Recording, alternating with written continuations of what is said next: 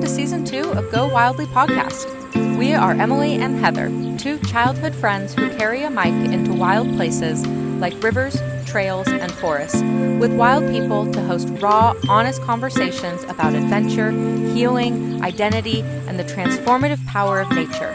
In this season, we're centering the voices of people who call Southern Oregon home. Outdoor enthusiasts and outdoor professionals whose lives have been shaped, changed, or are continually influenced by time outside.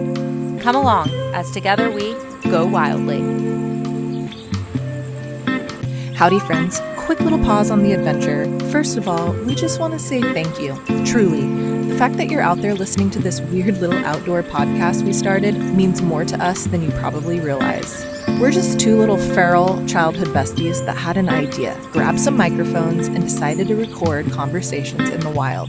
And somehow, you showed up for it. Thank you. So if this podcast has ever made you laugh, taught you something, or kept you company on a drive, a hike, or a day at the river, we have one small favor to ask you. Give the show a follow, tap the stars, and leave a review if you can. And also, here's a little fun exercise.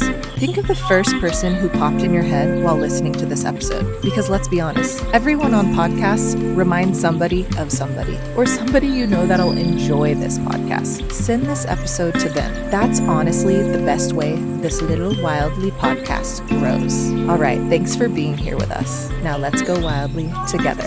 I'm gonna But no caskets. Okay. so that we know what you're saying sometimes. Oh, good. Yeah. Good. Yeah, you just I'm a glad I brilliant wanted to get mind. the fire going before you got here because I was like, it would be my luck to be like, oh, we'll get the fire going during the podcast, and then it not start. And then I'm like, oh, I really suck.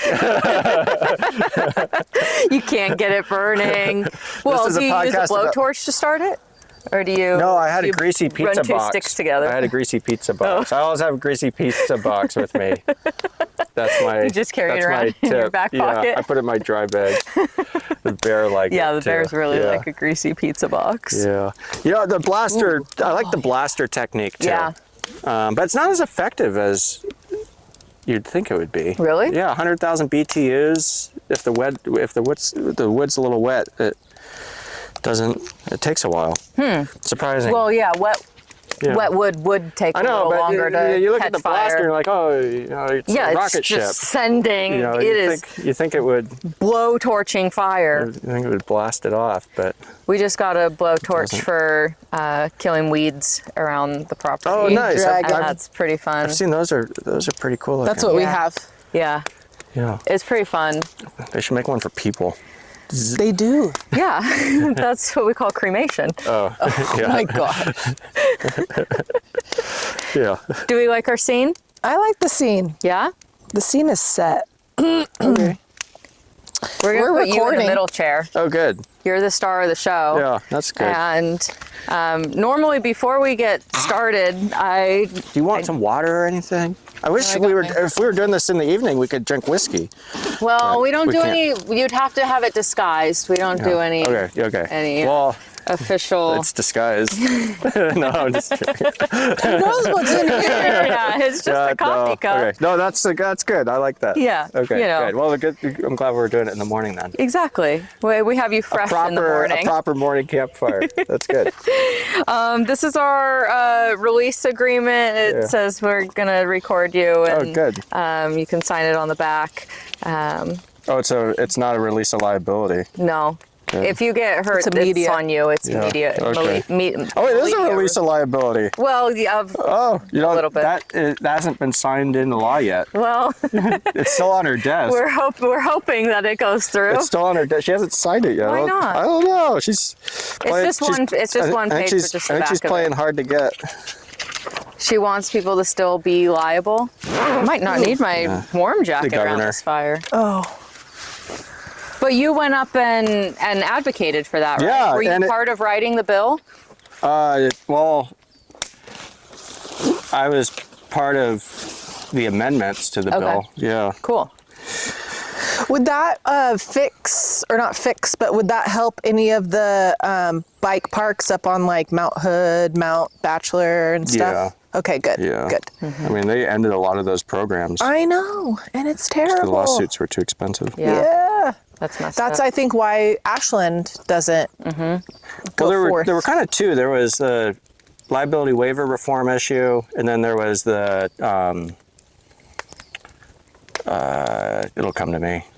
But there was another issue involving like cities and public lands being used for recreational immunity is what it was. And that was actually fixed last year. Interesting. So people would sign a liability form, but it really had no holding. Waiver. It had no. Yeah, it had no weight to it. So there's no off-ramp for stupid lawsuits. So if it goes to trial, like with a jury, it's cheaper to just settle. So that's why. So that's what insurance, because a lot of insurance companies. What I was told is it was a minimum of $250,000 if we went to a jury trial. Wow. And that they could oftentimes settle the bullshit lawsuits for $50,000 to $100,000. Yeah. So that's what was happening. Did you have a lawsuit brought against you? No. Okay. They got to be ready for one. Because sometimes things happen in response to what is it? a situation. Today's the 30th of March. Emergency contact, Julie. Julie. Okay. I have her number. Just go in there. Yeah, just knock on the door. I think, what is it, 7 years? People have 7 years? That's the IRS. Yeah, I think, that sounds right. 7 years is Three-year- pretty across the board for a lot of different legality, contractual things. 7 years. Yeah. Retain Like your... that's how much time I have to Thank you, sir. keep Yeah. real estate records for. Yeah. Yeah, we do a burning of our release forms at 7 years. Annually? Oh, every 7 years. It just it's a ceremony Yeah. of such. It's nice to get rid of that stuff. Yeah. Clear it out. We might have to actually sit a little back because Because it's warm. Yeah, Because it's smoke. cozy. It's too real. We'll just It's adjust. a real it's a real life fire. Burn wildly. Yes. I will say, so on my trips up to Salem, I did 4 in February, end of January through February, early March. And some of them were there and back for like 2-minute testimony. That's annoying. It sucked. And then I was like, this sucks. I was like, this sucks a lot. Yeah. So I told Julie, I was like, hey, I want to go up there and just stay the night. I was like, maybe you and the kids can come. And so they did that, and that made it better. But when they weren't with me, I'd never actually listened to podcasts before. Oh, ever? Ever. Like a like Zach podcast? Ernest. I've done some podcasts with Ernest before, and I would like listen to make sure I didn't sound like an idiot. He's on our. It's a different Zach. Oh. Zach Collier's on Oh, yes, on the yes. list. But also Zach he's good. Ernest would be cool too. Collier is a good talker. Yeah. Why does the other Zach? Why does his last name sound familiar? Ernest? He's the outdoor writer for the Statesman Journal. His podcast is Oregon Outdoors, I think, or Sounds familiar. something like that. So I've listened to his stuff before, but I was like, I have 3.5 hours to Salem. Like, I should do something. Yeah. And so I was like, maybe I'll listen. I was like, I've heard about podcasts. This podcast thing. And I listened to a couple of yours. Cool. And I listened to... Who'd you listen and I to? was Do you trying remember which guests you listened to? Well, I've listened to a little bit of Nicole's. Cool. And that one actually came out after I'd done trips up to Salem, but I was every time I don't But know you how- liked it so much you wanted to keep listening. I don't actually know how Bluetooth works. And now I that, noticed that when we were on the phone the other now day. that I do podcasts or listen to podcasts, it syncs to the To your car? vehicle, Yeah. and it just starts. When I start the car, it Yeah, mine starts. And does sometimes I too. can't figure out. I'm like, I don't know how to turn this off. Not that I want to like turn it off, but sometimes I'm like, oh, it'd be good if I could turn this off. Yeah. But I haven't totally. And I've done it accidentally. Figured it out, or if someone calls me, then it stops. So that was my. Yeah. I was like, oh, But if then I it wanted to picks stop, back then I up have to once the call call someone. stops. So then I'll call someone and talk to them, and then it's off for a little bit.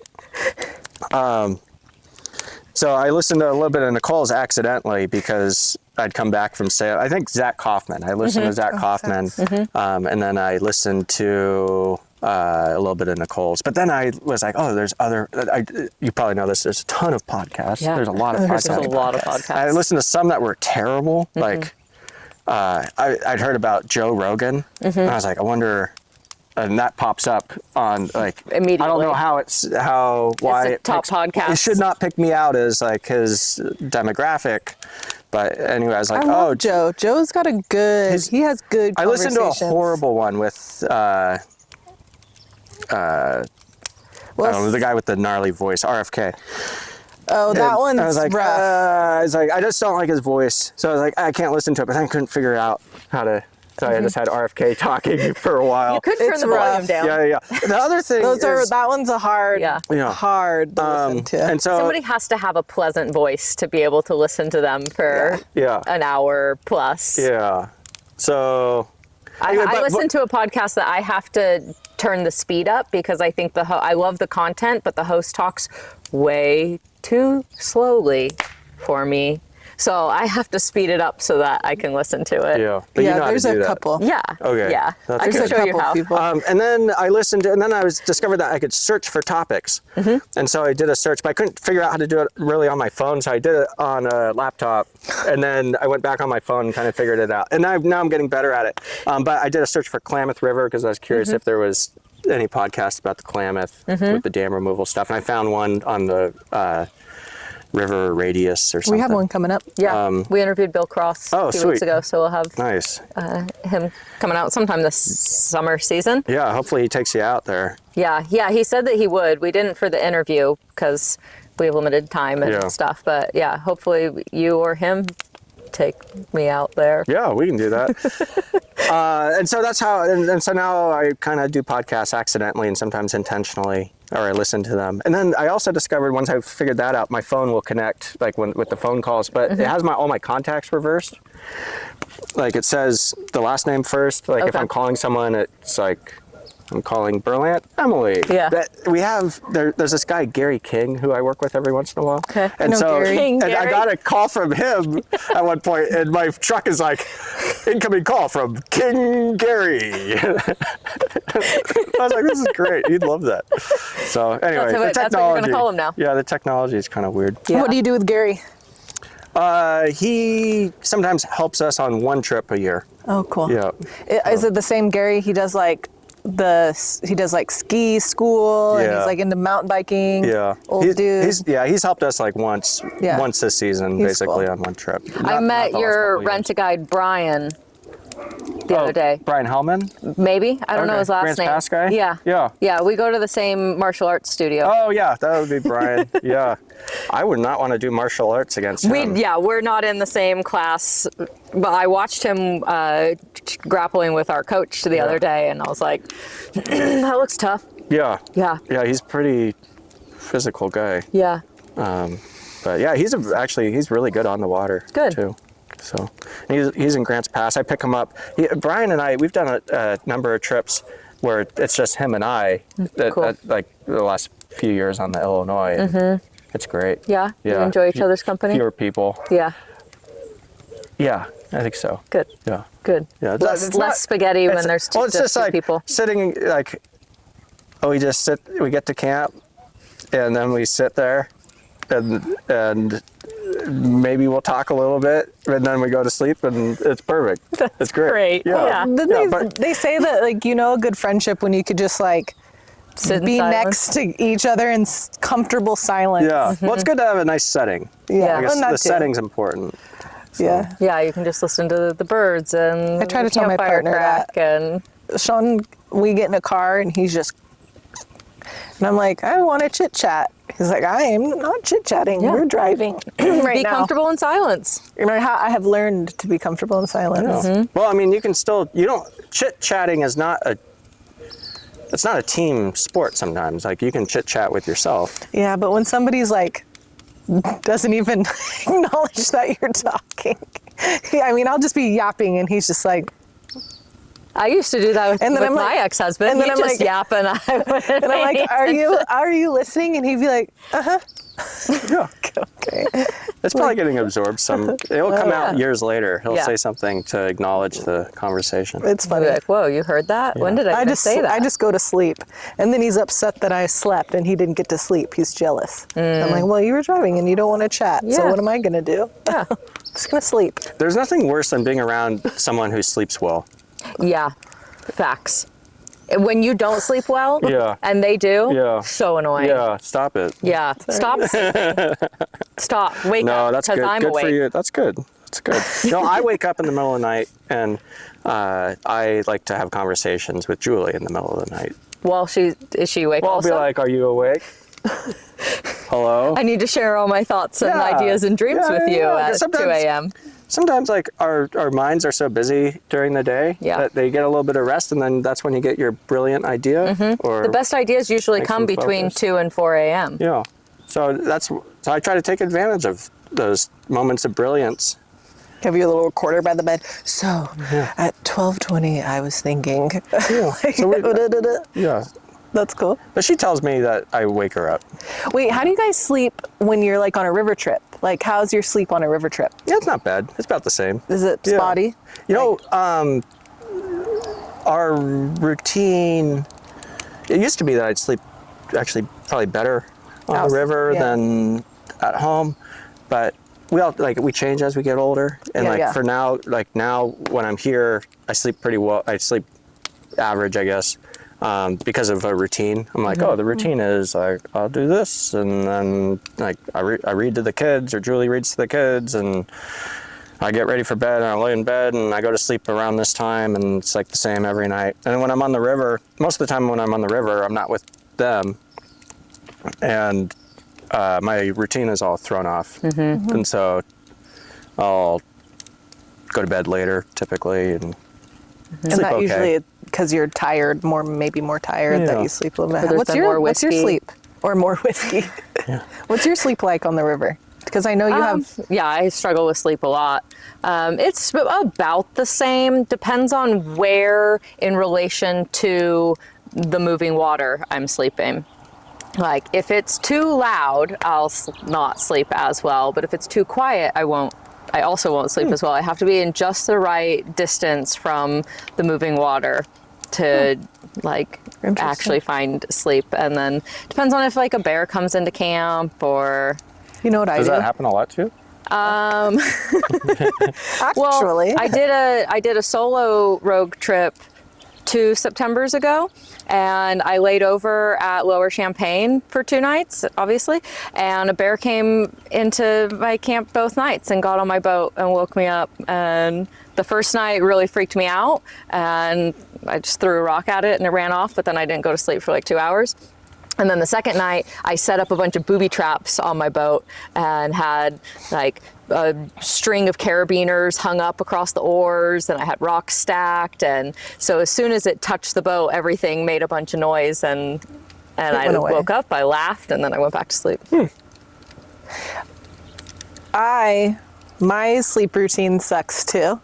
While I'm like camping or on the river or whatever, but I just take a sleeping pill. Oh, That gets the job Yeah. done. Yeah. I find that I get more tired earlier because I've been working all day, and then as soon as the sun goes away, I'm like, well, I'm ready to lay down and go to sleep. At home, when there's artificial light, I can stay up later, but I'm very much with the sun. If there's no natural light, I'm ready for Yeah, sleep. the sleeping pill does. It's you got to be. I don't take it like a clinical sleep, like a pharmaceutical sleeping. Well, they're all pharmaceuticals, but like an over-the-counter one. But I cut it in 4 chunks, and they're like little, but like just a little bit will get the job done. Yeah. I just need that extra. Knock you out. Yeah, Yeah. because I'll wake up and have anxiety, and then I'm awake, like listening to sounds and like wondering what kind of monsters near me. Yeah, if it's too quiet and I can hear the rustling in the bushes or a lizard scurry across a rock, then Yeah. I'll struggle to sleep. Yeah. I have like good hearing. hyper hearing. I can't say at I've night. ever heard a lizard scurry across a rock. Yeah, I hear way too much at night, and it will absolutely keep me awake. I need just the right level of white noise around me. Do you have a bio for him? Yeah, Shall we? yeah.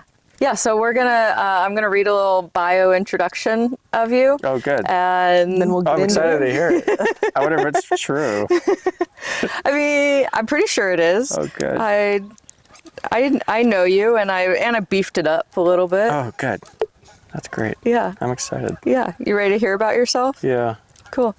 And then we'll get into like the meat and potatoes of I our love subject meat and matter. potatoes. I know you do. We're gonna beef it up. Meat and potatoes. So today on Go Wildly, we're obviously very excited to be joined by Will Volpert. Will didn't choose the river life. He was born into it. His parents guided and outfitted whitewater trips in Idaho, and by the time he could walk, he already knew the sound of a rapid and the smell of a wet wetsuit.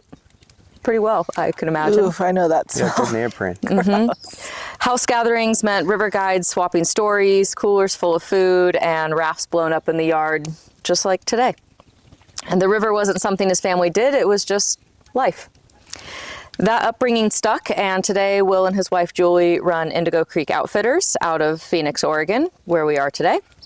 And they run day trips on the Rogue and multi-day trips on the Rogue, and they're exploring the newly restored Klamath River following the largest dam removal in American history. And turning first-timers into people who can't stop thinking about the next time they'll be on the water. Off the river, Will serves as president of the Phoenix Chamber of Commerce, is raising 3 kids, and sends it on wild whitewater whenever he gets the chance. We're excited to talk to Will about growing up in river culture, what the Klamath looks like now that the dams are gone. Maybe we'll talk about that. And what it means to build a life and a business around helping people find a little wildness on their own. I know Will because one day I walked into his original Indigo Creek office in downtown Ashland and said, "Hey, I would like a job here." And he hired me, and I was his first office manager, and I learned a lot working with Will about writing and language and humor and running a river business and being on the river with cool people and how to have more fun in life.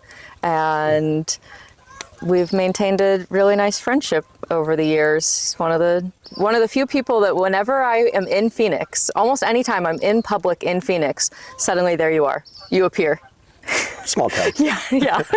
And I just met Will today. It's been great. Hello. Hello. He's a great person Yeah, to no, meet. thank you. That's great. Yeah. I really appreciate that. Was it all true? I think so. I think most of that was pretty true. Yeah. Yeah, almost all of it. I think all of it, actually. Yeah. Yeah. And you brought up the Ashland office. I missed that place. It was busy, and we had a good group of folks working in there. Yeah. But a lot's changed since then. But it's a fun memory. Our urban river environment is what it was. Yeah, rafts on the street with cars flying by and trying to coordinate the flow of traffic and people and boats. It was probably a bad idea to be moving boats across A Street when it was busy. And Right at a busy intersection. Yeah. With like blind corners. But it worked. It worked. Yeah. There were never any It accidents. helped that the rafts were bright yellow. That would That's- help. Yeah. It's good to have high visibility on the river and also in the busy street. Yeah.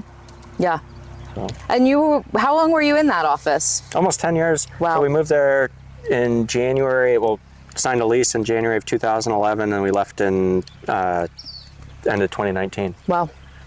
So yeah, There was a lot of growth and development there. definitely outgrew the space. Yeah. Yeah, and then you bought this property and built this warehouse. And we built a warehouse. Our guides built that. We bought a kit, steel kit, building kit, and it shipped here and it arrived on a big semi truck and all these different pieces. And we rented a forklift and took all the pieces. None of us had driven a forklift before, so that was fun. We experimented with that. It didn't crash or anything. Moved all the pieces to the back. The semi couldn't come back here. And then I knew we were in trouble though because there was a giant box on the truck, huge box. And I went to lift it. You know, the thing's like 6 feet, maybe 5 feet tall. And I went to push it and I was like, oh, it weighs a lot. We're gonna have to use the forklift to move this thing. And I thought, what's in this box? And it was full of nuts and bolts. Oh, shit. That's all. It was like thousands of pounds of nuts and bolts. Wow. And I was like, oh no. I bet that there's a use for all of these. Don't lose one of them. Wow. Yeah. It's like counted to the T, no extras. I thought, well, we might be in trouble. But we did it. And the building's still up, hasn't fallen over. Yeah. And there's an apartment up there that people can sleep in. We've got a little bit of guide zone up above. Most of our crew lives locally. Cool. So they don't need housing. But housing situation, just like everywhere, is kind of tough, especially if you're seasonal. And so if we do have folks here coming in for a trip or two and they need a place Is that to your crash. horse? Hello, it's baby Heather Weather here reporting for commercial duty. You guys, we are officially becoming a Big Girl podcast, which means affiliate links, discount codes, fun partnerships, little perks for you, our listeners, and honestly, some pretty exciting stuff coming down the pipeline, like big deal energy, baby. So here's the tea. Head over to gowildlypodcast.com because now we have a whole page dedicated to brands, discount codes, affiliate links, and fun stuff we actually believe in. And let me be very, very clear. We are never going to randomly push a weird internet nonsense product on you. If we share it, it's because we genuinely love it, use it, trust it, know the people, met the people, or maybe just wildly obsessed and emotionally attached to them. You know what I mean? And yes, sometimes we are biased because we're friends with them. And we love supporting good humans, okay? And our friends. Also on the website, you can subscribe to our newsletter. Right now, it goes out weekly whenever a new episode drops. Because yes, baby, we are a once a week podcasting machine here. And I want to encourage you, please DM us. Like seriously, slide into our DMs. We are real people. And we actually answer. We want to hear from you. And we're starting something really, really fun here. Q&A podcast episodes where you send us your burning questions, weird questions, outdoorsy questions, life questions, feral questions, whatever you got. We'll answer them on the pod and shout you out. So go poke around, sign up, creep respectfully, gowildlypodcast.com. Okay, love you. Bye. It's not our horse, but sometimes we pretend it is because my daughter for a long time thought it was. It was the best because she thought we had horses. There used to be two, but one of them... It was pretty old. But for the longest time, Emma thought that we had horses. So it was the best deal for us because, you know, horses, they're pretty expensive. Yeah. Oh, yeah. They're like a car. But she'd be like, oh, I have to go feed the horses. So she'd take her carrots over and feed them. And be like, yay. That's so cute. Now she knows they're not ours now, but not our horses. come No, our online to property that. ends at where the vans are parked, She'd be like, basically. oh. Yeah, we had cows over there one year too. Yeah. That's fun. I grew up kind of in next to a pasture like that where there was some horses one year and then goats and then cows. It was cool. Yeah. Because you're just like, ooh, what are these? I love being in this area because it feels like we're kind of out in the middle of nowhere, especially when the leaves start to come in because there's a house actually on top of that hill. These leaves just came in though, but in the winter I can see the house and their lights and stuff. And then this time of year, it feels like no one's back there. Yeah. That's cool. And then we're only like 15 minutes to the Medford airport and super close to downtown Phoenix. So it works pretty well. When we were in ideal. Ashland though, you know, Julie moved to Southern Oregon in the 90s. I moved up here in 2004. And so both of us, when we left Ashland, we'd stopped living there in 2017 and moved here. And then moved Indigo at the end of 2019 to Phoenix. And it was kind of challenging, that transition, to predict like how we would feel about living out here because having been in Ashland for so long. What I loved about Ashland was like the walkability and you know, from our house we could walk to the grocery store or Lithia Park and all that stuff, and wasn't sure how it was going to feel to be out here. And we moved out here and I was like, oh, like you don't realize how busy Ashland is when you're there, when you're living there, but it's so busy. You know, there's people, like we lived on Beach Street and there's cars all the time, not even tourists, just, you know, people who live there. When we moved out here, this street dead ends. And so if it's really rare for a vehicle to go by that we don't recognize. Yeah. Except for during, between Thanksgiving and Christmas. Oh, When people's families are visiting. There's a Christmas tree farm Oh. at the very top. wow, that's There'll funny. be like a line of cars going up. I thought, in the past, I've thought, oh, maybe we should put out like a little Indigo Creek sign. Yeah. Or Oh, sell hot absolutely. chocolate or something. Yeah. You know? So there will be a line Offer of parking and transportation. Yeah, there will be a line of cars going up there. It's pretty, right after the day after Thanksgiving. Wow. they open. Yeah, that'd be a great hot chocolate stand. Yeah, but Hot chocolate and candy canes. But we love living out here, and we're actually positioned really well for like our road trips, our multi-day road trips, and the Klamath trips. We're kind of like right in the middle. Right. For both of those operations. And we looked at different areas. I worked for a company. My folks had a business called Rogue River Journeys, and Rogue River Journeys was based in Selma. So I spent a bunch of time out in Selma. And that wasn't a great place to operate out of. That's a little Isolated. It doesn't have like the services, right? Like on all of these trips, like you need quite a bit of support, like, you know, food, like just basic stuff, a laundromat, Gas stations, being able to pack food and purchase food. How's the smoke treating you? It follows beauty, so it's okay. Yeah. Okay. So, I mean, we're from here to Grave Creek is an hour and a half, basically. Okay. But we have everything we need to you can facilitate our trips, and our staff is here. So, like, so much of our staff lives in the Rogue Valley, so it works out pretty well. Yeah, if you'd relocated to Selma, would you have to? Well, you'd have to change your whole staffing arrangement. Oh, everyone probably. would. Well, we'd have to figure out the housing situation. Yeah. But we wouldn't be able to do day trips, really. Yeah. Like our, day trips for us, when you were working for us, day trips were huge. Yeah. Because we hadn't fully developed our multi-day program. And so, I mean, when we first started, day trips were the whole thing. We were only running, 2011 was our first year, we only ran nugget trips. Two a day, yeah. And out of Ashland, I mean, the nice thing about Ashland was you had kind of built-in business, right? With so many tourists like coming into town looking for stuff to do. And so we ran a lot of nugget trips. And then when we moved, but one of the things that hadn't occurred to me when we moved our business here was we were shaving 40 minutes of driving time on each trip. Because basically from the middle of downtown Ashland, where we were, maybe not 40, maybe 30 minutes, round trip. From the middle of Ashland to our spot in Phoenix is about 15-minute drive. And so every trip we're shaving some transportation time. And that was actually in 2020. I mean, we didn't know what 2020 was going to turn into when we moved to Phoenix. But in hindsight, we got super lucky that we made the move. Because the tourist market crashed in Ashland. I mean, it crashed kind of here as well, but being in Phoenix, it's kind of like neutral territory for locals. Like no one's mad at Phoenix, really. Yeah. In Ashland, they were briefly with the former mayor, but yeah, there's always small town politics stuff, but it's not like in Medford you're like, oh, like not everyone's like this, obviously, but you're like, oh no, not Ashland, and in Ashland you're like, oh no, not Medford, and in Phoenix it's like we're like Switzerland. Yeah, like what's Phoenix? Yeah, they're like neutral.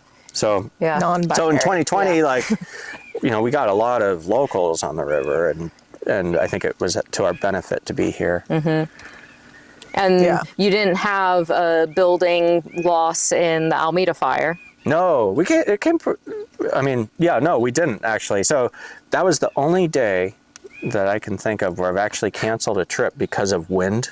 I've never canceled a trip because of wind. It's not something that we would really ever do. We cancel trips because the water's too high or the water's too low or everything's on fire or there's road closures or whatever, or the road washed away. I mean, there's all these things that you can't control that sometimes force you to change plans. But that morning I woke up and there was already a fire up Dead Indian outside of Ashland, and the smoke was thick.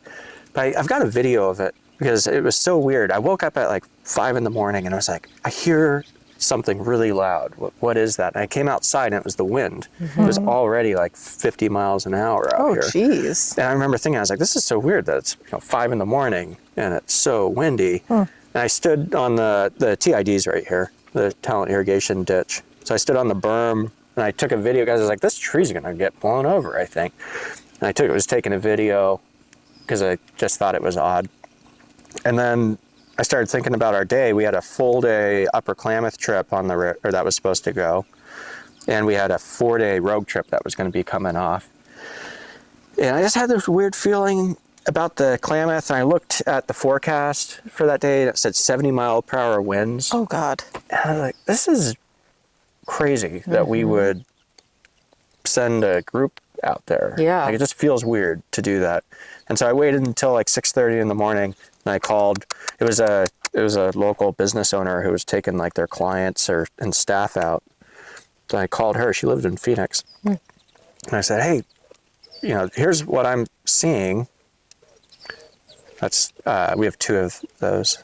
Two little black cats. Yeah, that's it. We've had black cats crossing our path a lot lately. Yeah, they're killers. Yeah, good. Let's this either one's name? Cushion or Pumpkin. Come here, You Cushion. can't tell them apart. One of them, Pumpkin, has a white spot on its belly. Okay. So I called her up and was like, we'll run the trip if you want to, but my gut is that we shouldn't. And she said, oh, let's cancel it. So I said, okay, that's great. So we canceled the trip. And then I went down to our shop in Phoenix, the space we were leasing, and we had some paddleboard rentals coming back, and I got those. And then I heard about the fire in Ashland and was kind of like just listening to the radio or the whatever it is, the scanner about what was going on there. And I was like, this thing's taken off, I think. And my thought was that I was like, Ashland's toast. Like, it's going to run up the hills. And it's going to be a big problem. But then obviously it didn't. It moved this direction and was moving really fast. And I thought I was worried about this place here. And so I closed stuff down, came here, and we had all of our guide. And by the time I got here, it was at Culver, and which is just a mile and a half down the road.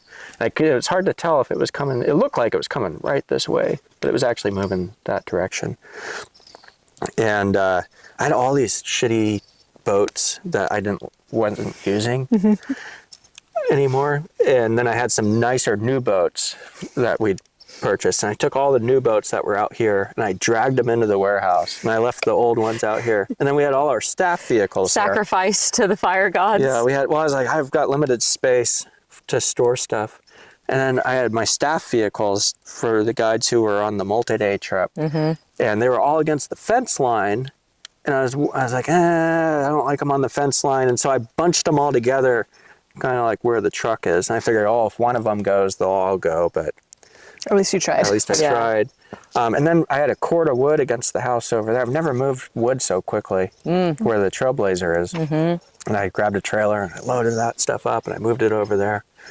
And then we ended up leaving here. There was too much chaos happening, and this being a dead end, and the kids were worried. So at a certain point, I felt like we were in a pretty good spot, especially with the orchard across the way. They had their water. It was lucky the TID still had water in September. That never happened. Yeah. So everyone had their sprinklers going. The kids wanted out, and so we went to. Well, I was going to go to Selma because still had that property. I headed that way, and I got a call from Pete Wallstrom, and he said, "Where are you going?" And the 3 outfitters on the Klamath, Pete, Bart, and myself. Bart came the closest to burning up. He lost the outbuilding.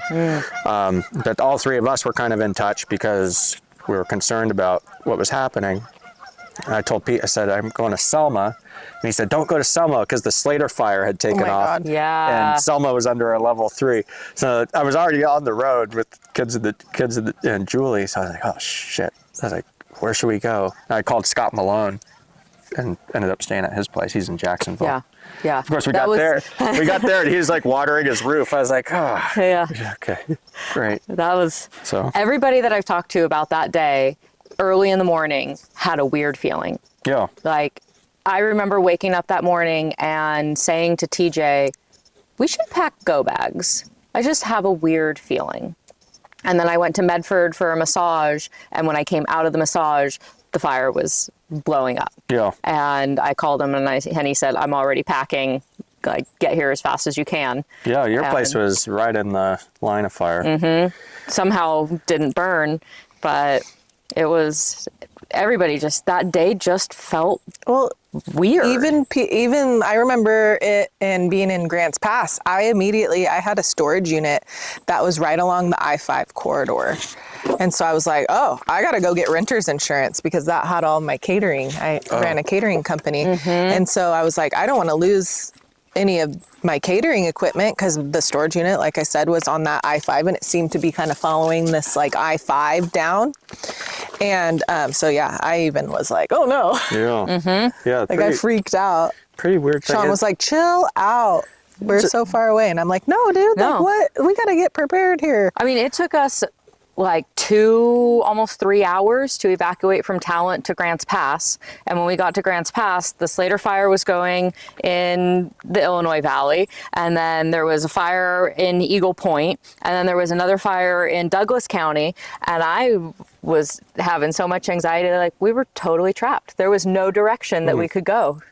That if all of the fires converged, they would all land in Grants Pass. Yeah. And yeah, Grants Pass is like the epicenter. Yeah, the fire. I mean, the fire stuff. Like, it's just the way it is, I guess. Yeah. I mean, we're just gonna have them, and hopefully. Wasn't that fire though? Like kids started it, and then it started to. Yeah, no one knows how it started. I mean, it seems Really? like it was probably arson at this point, Yeah. but there's no. And then obviously it being such a dry and windy day, it was just like recipe for disaster. Yeah, the wind. It was the wind. Yeah. Like once the wind gets going, especially that time of year when it's Wasn't so it a dry. hot? Wasn't it a hot? it was hot, dry, and windy, and fire needs All heat, those. fuel, and Yeah. oxygen, and Damn. Yeah, blow yeah, it was up. kind of like the perfect storm, you know. Yeah. But I think that 6 years later, like if you drive through Talent or Phoenix, you still see evidence Little of bit, it. yeah. But both towns have done a really nice job of like responding, I think, and like trying to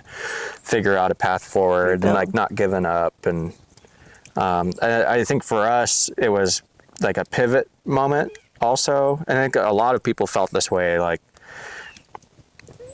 Both of you have probably experienced this before, where you like lose a sense of direction, and you're like, oh, hell yeah. like you're not stuck, but you're like, what do I do next here? And for us, we were kind of feeling that like as a business because.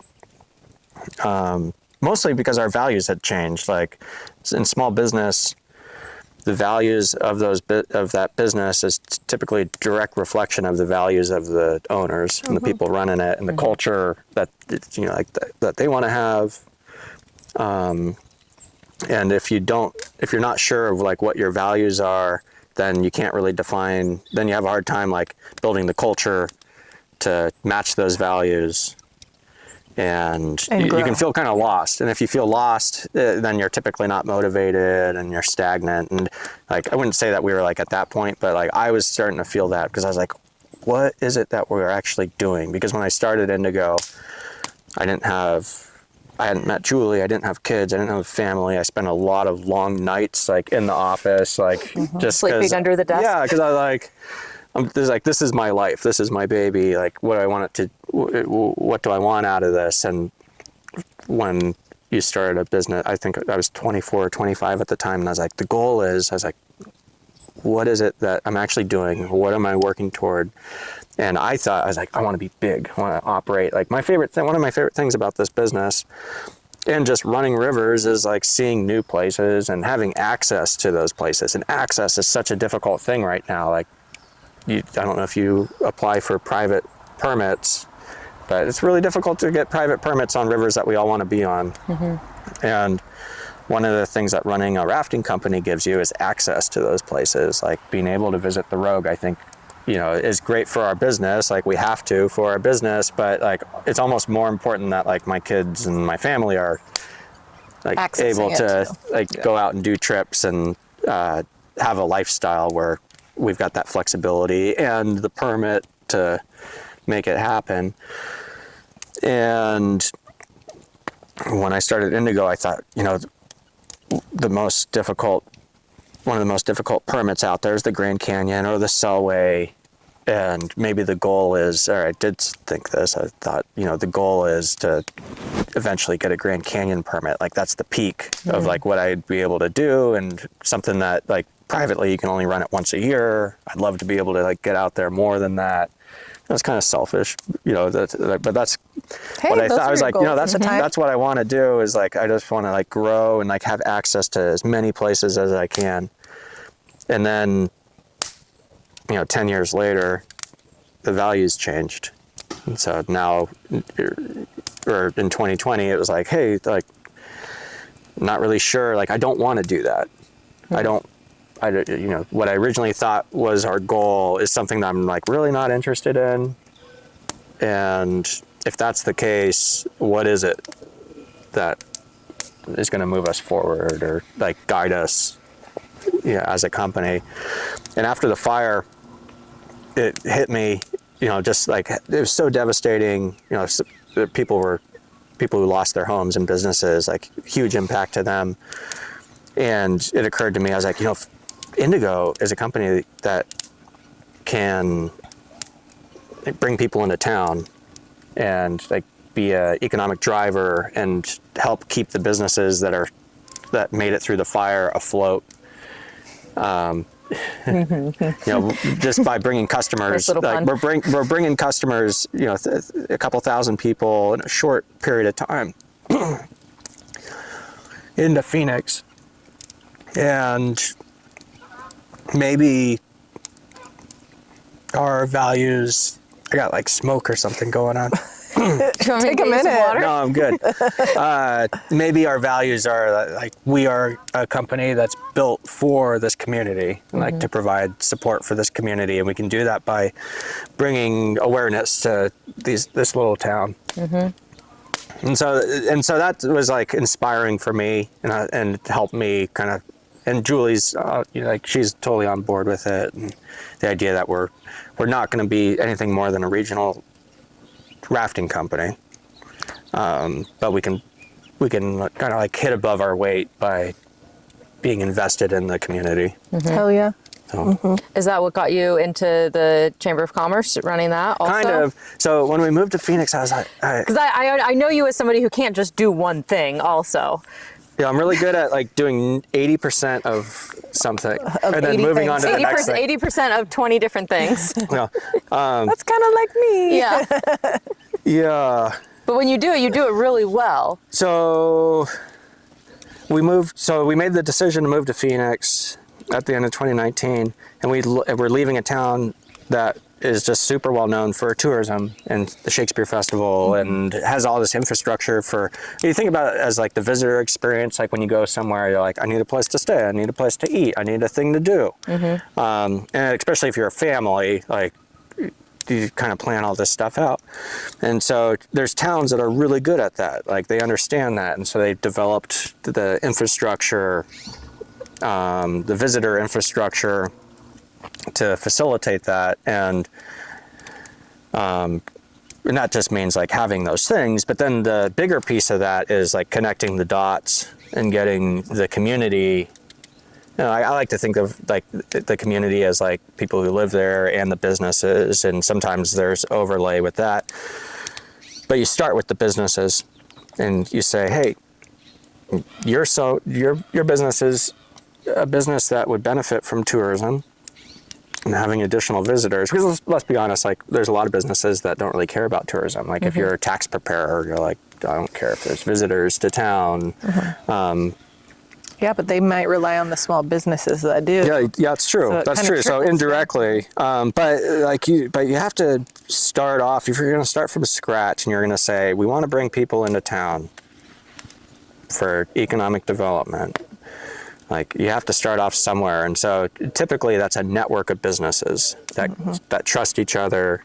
And you're like, hey, like, where do I fit in this puzzle? Like, I do rafting. You are a restaurant that does lunch. And so we're going to time our trips so that people arrive they come back from their morning trip between 12:15 and 12:45. And we're going to tell them to stay parked here and to walk to your restaurant. And then you think like, what else can they do? And what other activities? And there's wine tasting, and you start connecting those dots. And mostly it's just like introducing yourself and saying, here's who I am and what it is I'm doing, and here's what the vision is. But normally there's already like an organization doing that. Like it's pretty weird to like show up in a town and be like, let's create a network. Like normally it already exists. It's 2026. Right? It's like not a new concept. And so when we got to Phoenix, I was like, this network exists. It's the Chamber of Commerce, and that's like the quick, easy way to meet people and start networking. And there was no Chamber of Commerce. So Interesting. yeah, so then I was kind of at a loss because I was like, what do we do if there's not a Chamber of Commerce? Like, what's the next step there? And then it occurred to me that it was actually a huge advantage for there not to be a Chamber of Commerce, because if our goal is to build these relationships, what better way of doing it than to create the network ourselves? And so we started a company called Travel Phoenix, Oregon, which is just modeled after all the other DMOs, the Destination Management Organization. And in Oregon, it's structured where, the way it's supposed to be structured is like Travel Oregon's at the top, and then there's 7 RDMOs, which is the Regional Destination Management Organization. So that would be like in our area, that's Travel Southern Oregon. And then all these little towns have their own DMOs also. So that's where there's like Travel Medford and Travel Ashland. They're normally connected to a Chamber of Commerce as a DBA. So the Chamber of Commerce is typically a 501c6, and then the DBA is the DMO. And so I don't think we're connected in GP. You are. Are we connected? It's Discover Grants Pass. No, Visit. Visit Grants Pass. Yeah. Yeah, Visit Grants Pass. I'm on the tourism board. Oh, okay. Yeah. I think they receive TLT funds. And so we work together a lot. Yeah. There's a ton of togetherness, but I don't. So yeah, if that's the tie of them getting funds, I think, yeah. If they weren't getting the funds, then. Hey, you wildly wonder. Thank you so very much for listening to the podcast. It means the world to us. Okay, I have a little mission. Pause the podcast right here. Make sure that you're subscribed to this guy, okay? It's going to be a fun time over here. And if you so wish, we would love a 5-star review or whatever your heart's inclined to do. Also, leaving us a review truly helps the algorithm, and we appreciate you doing that. Thank you so very much. Also, little tidbit, over on Instagram, we're having so much fun over there. Lots of behind-the-scene footage, some POVs, just some fun, unhinged content. If you love the pod, that's where we go wildly, for sure. So don't forget to follow us over there. Okay, back to the show. On the board with the chamber. Yeah. It's all these different things. But Visit Grants Pass is a DBA of the Grants Pass Chamber, right? Or is it? I don't know that. Okay. So that's the normal structure. But maybe. That's kind of like. We're meeting the executive director in a few weeks, so we'll find out. Yeah. So if you look at like Medford or Ashland, like that's kind of the structure that they use, and I guess other towns might do something a little bit differently. But so we started Travel Phoenix, and it was unusual because it's privately owned.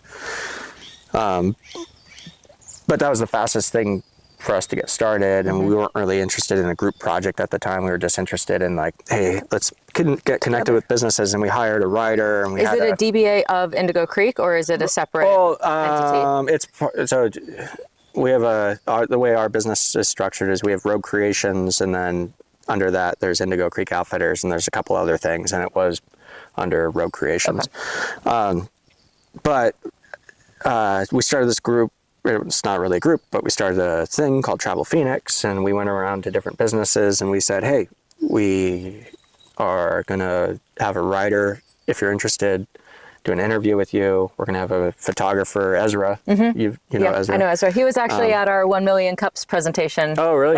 Last week or the week before, and I hadn't seen him in years. I worked with Ezra for a long time now, because he's done photos for us for Indigo, like back in 2011, 2012. That's what he said. He recognized me in the photo on the screen before he recognized me in person. And I was like, well, that's because you've taken photos of me. That's funny. So anyway, so we had Ezra doing photos. It was super professional. And I think that a lot of these businesses hadn't really experienced anything like that before. Mm-hmm. And we weren't like, hey, pay us. We're just like trying to promote Phoenix. And we're giving ourselves content also, that we could share with our audience, like, you're going to be in Phoenix, like, check out these places, here's good restaurants. And that kind of built the network that we were looking for, that we couldn't find originally. But then, all the weirdness happened of 2020, And after the fire, the city council of Phoenix started saying that Travel Phoenix was the chamber. And I was like, no, that Travel Phoenix is not the chamber, because, we're not set up like that at all. And we're tourism focused. And the council president at the time said, well, if Travel Phoenix isn't the chamber, will you start a chamber of commerce? And I thought, well, that sounds like a headache. But okay. But then I realized, I was like, this fits in with what we're trying to do. And if someone's going to start it, it's probably going to be us, because we've already got the connections and have this foundation. Yeah. And so that's what we did. And so now there's a Chamber of Commerce. Travel Phoenix is owned by we donated it to the chamber. So Julie and I don't have ownership in that anymore. It's run by the board of directors. And we're hiring our first executive director in a couple weeks. Cool. That's awesome. But the chamber's been going And up. that building is the chamber? The building that we drove near, that's the Indigo Creek. Okay, cue dramatic cut here. This episode is brought to you by Dead Camera Batteries. May we always have a few more in our backpacks. Enjoy! Oh, cool. Okay, now we're back. So, but it's not a priority, so it's been like this for a little bit. Oh. So, yeah. One of the things I am bad at is managing my time, because what I find myself doing, and I think we all do this a little bit, except for those of us with excellent self-control. Excellent. Who has excellent self? But I tend to do things that I enjoy. Oh, yeah. Yeah. Those take priority. Yeah. And when I stop enjoying something, I stop working on it. Me too. And I stopped enjoying this like 6 months ago, so I stopped working on it. Yeah. The joy might return for it. It will. Yeah, it's like an eddy. It's like an eddy of joy. It's like, You recirculate for a little while and it spits you out. Or your wife will be like, can we have that done before summer so we can hang out and stuff? And then you're like, okay, some pressure. Yeah, that's how I operate. Some pressure would be good. Giving her joy will bring you joy, kind of thing. So we'll get there, but right now you can still sit on it. Yeah. It's fine. Yeah, just put a board it's nice over because water doesn't pool up on it. Mm-hmm. Perfect for this rainy season. Yeah. It's perfect. So you can't build. So what I discovered was, I was like, okay, someone's going to be. Sorry, I'm kind of going back and forth here. Good. I'm glad you remember where we were. Yeah, but Sorry. Hold on a second. Actually, we just want to say too that we don't know where we left off because our memory card got full, and anyway, so sorry if there's a big chunk. We are talking about his new Indigo Creek World Headquarters and building it by the river guides. Continue. Yeah. And I totally relate to the memory card getting full. That happens. It happens. Apologize for the large chunk that's missing from my brain. Will's also an excellent photographer and spends a lot of time with memory cards. Yeah. That's true. Yeah. Actually, I don't know about the excellent part, but I do. I've got a lot. You've taken excellent photos. Thank you. So this one here we could build easily because my primary residence, whatever, is easy to do. And then I realized I thought downtown I would need a general contractor for, but the problem is the way that our cash flow is, seasonally and stuff. I was really worried about bringing a general contractor on board and then being like, stop, go, and being annoying. And so I got my general contractor's license. Oh, hell yeah. Awesome. Yeah. That's something I want to get. So So now you are the general contractor. Yeah, so I just annoyed myself. Was it hard? It wasn't super difficult to get my license. There's things you have to do that are annoying. Like I have to have insurance so that I don't sue myself. But I guess if you were to be hired by somebody else, yeah. But if you're only going to work for yourself, to be licensed, you have to have the insurance. You have to be bonded. Also, I'm like, what? I'm going to sue myself? This doesn't make sense. And they're like, well, in case you do some other work. And I'm like, okay. And I was like, maybe I should do some other work. And then, Well, that's right. Usually the goal of a. No, my goal was just to do my own thing. Yeah. But I want to do it right. And so I've got my general contractor's license, and it allows me. I've got a residential general contractor's license, and I'm trying. I don't want to discount the work that like real professionals do, but it was pretty easy to get the license. I want to get it for on top of my real estate so I could like do my that'd house be flipping. so helpful. You know, yeah, those when I two kind of go hand in hand. Yeah. But here, get this. Here's the part that's nuts is if you have a residential license, you can do small commercial, and small commercial is 10,000 square feet or less, or Wow. 4 stories or less. I was like, 4 stories? That's like all of Southern Oregon. I was like, they should not let me do 4 stories. Yeah. So our building's 1 story. Okay, good. So I'm comfortable with that. And I also am lucky to just know people who actually know how to do this stuff. And so Right. we've had Because that's folks, pretty common for a river guide to be a in river guide over the construction. summer and then, do construction Yeah. in the off season. And So we've had like some friends come out and help us. John Harned helped frame it. He actually worked as a guide for my parents. Cool. He came up and helped, and then Ben's down there today, and he doesn't guide for us, but he spends a lot of time on the river as a kayaker. We've had other guides come in and help here and there, and Look at you, able to like employ year-round. yeah, Some people. yeah, That's good. totally. So it's it's a different type of work. It's not as exciting as running a. I mean, some of it's pretty exciting, Well, actually. I was gonna say, there's some Like really when we were flying good into the trusses, I was like, "This is badass." Yeah. Like, yeah, we're doing it. But it's still more fun to be on the river. But I'm really looking forward to having that project done, and I mean, it won't probably ever be done the way like 100%, but I'm looking forward to having people in there and getting back to business. The last few years I've worked remotely, and that means here mostly, and because we take reservations and we're trying to operate a business. And I think the thing that's been the biggest detriment to not actually having a space is our inability to hire someone to help us with the office work. And so Julie and I have been doing that a lot. And we could hire someone remotely, but in this business, it's nice if they're like on site because there's so many other things to do when the phones aren't ringing or you're not responding to emails. And It's nice to have that help for sure. so I'm really looking forward to that, just because we've been growing. Every year we grow a little bit, it seems, and there's less phone calls than there used to be because more people book online, but it's a lot more office work than what used to be. And having somebody in the office, would that enable you to get on the river more? I'd feel more comfortable going on the river more, because if I go on the river, then Julie has the kids and she's doing operations and she's doing reservations. And if we had someone, picking up the phone always will ring at like the most inconvenient time. Yeah. And so, and since we are doing so many other things, like Julie will pick up the phone, if she's doing a food order or packing coolers, and so it always like keeps you from doing stuff that's important to the operation. And so it's good to have a separation.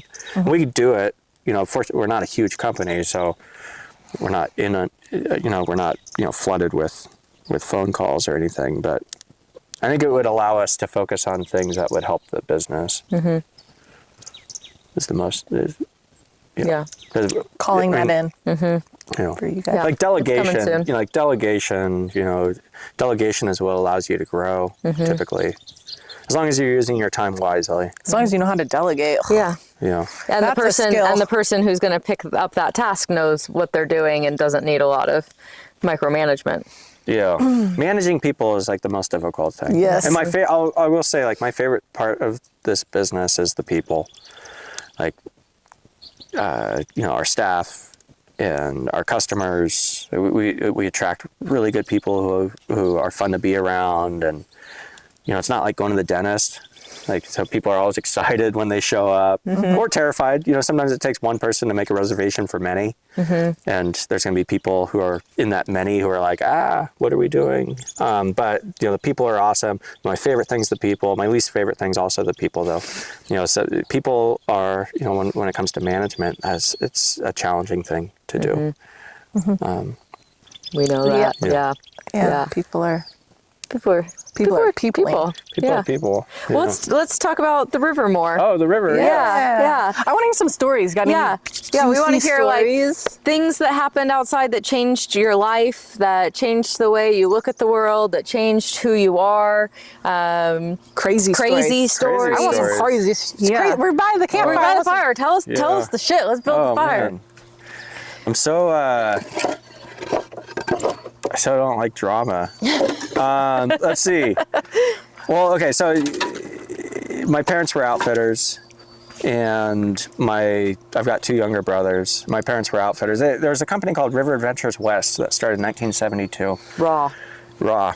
And my dad bought that business, and then had permits on the Middle Fork of the Salmon, the Main Salmon, Hell's Canyon, the Rogue, the Tuolumne, the Kern, the... Damn, that was a big...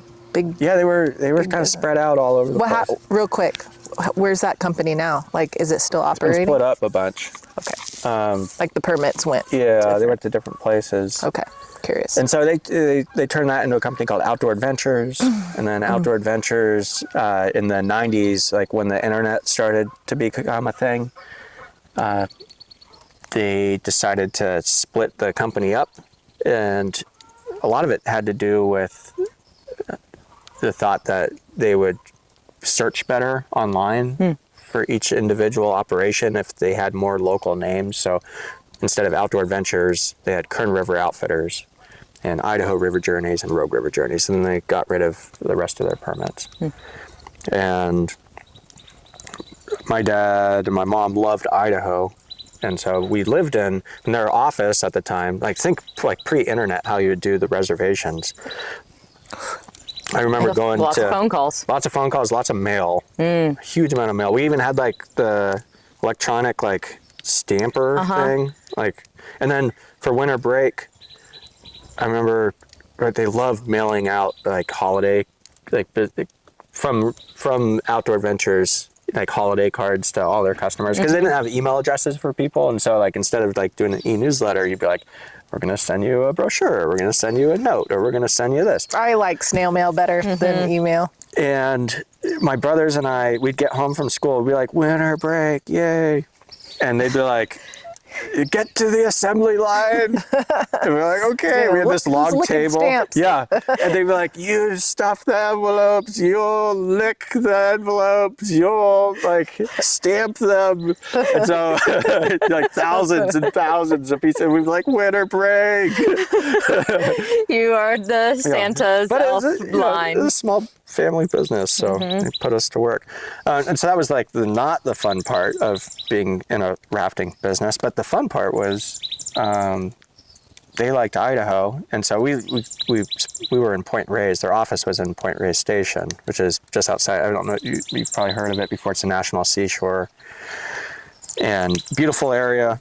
Never spent a summer there. It's like right on the coast. I have no idea what the summer's like. There's always like cold. We'd be like, go to the beach. It'd be like cold and rainy and windy. Where's this at? In Oregon? Northern California. Northern California. Yeah, it's near Petaluma, kind of, or Santa Rosa area. And as soon as school would get out, we would drive to Salmon, Idaho, and then they would start their river season. And when we were like really little, I don't really remember too much, but it'd be like, oh, like we'd be in the house and the guides would be there and whatever.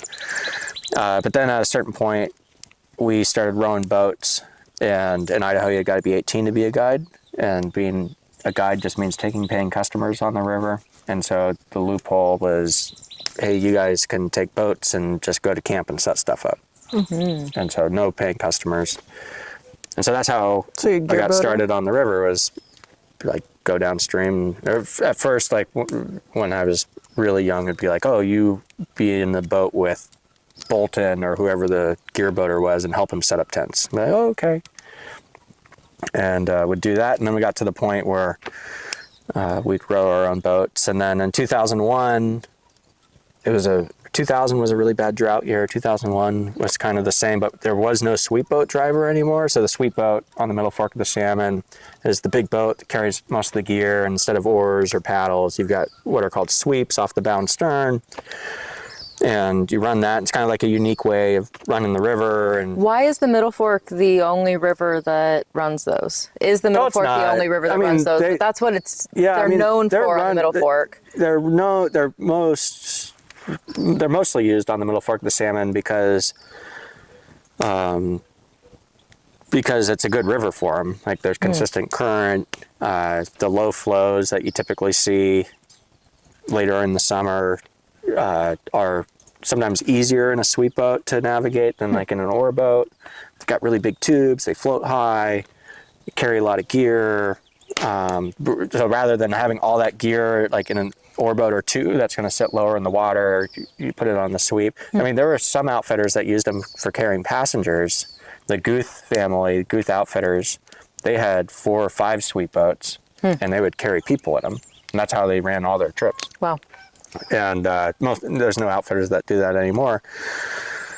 But I'd spent time as a kid on a sweep boat with sweep boat drivers and had run a sweep boat on most of the river because they would need brakes and I would hop on and do it. And so in 2001, when there wasn't a sweep boat driver, I was like, I'll be the sweep boat guy.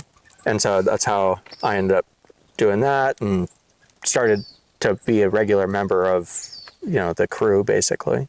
And both my younger brothers, I'm the oldest, and we're all 2 years apart. So Matt's 2 years younger than me and Skip's 2 years younger than Matt.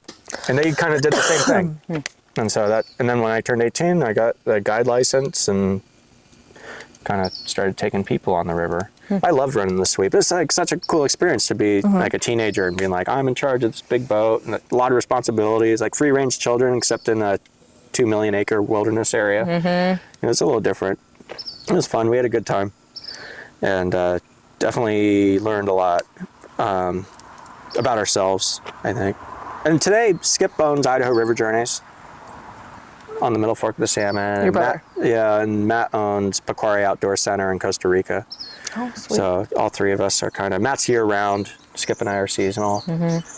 And, we don't see each other all too much, but when we do, it's fun. We get together every once in a while. Skip comes out here a fair amount. We get to go boating.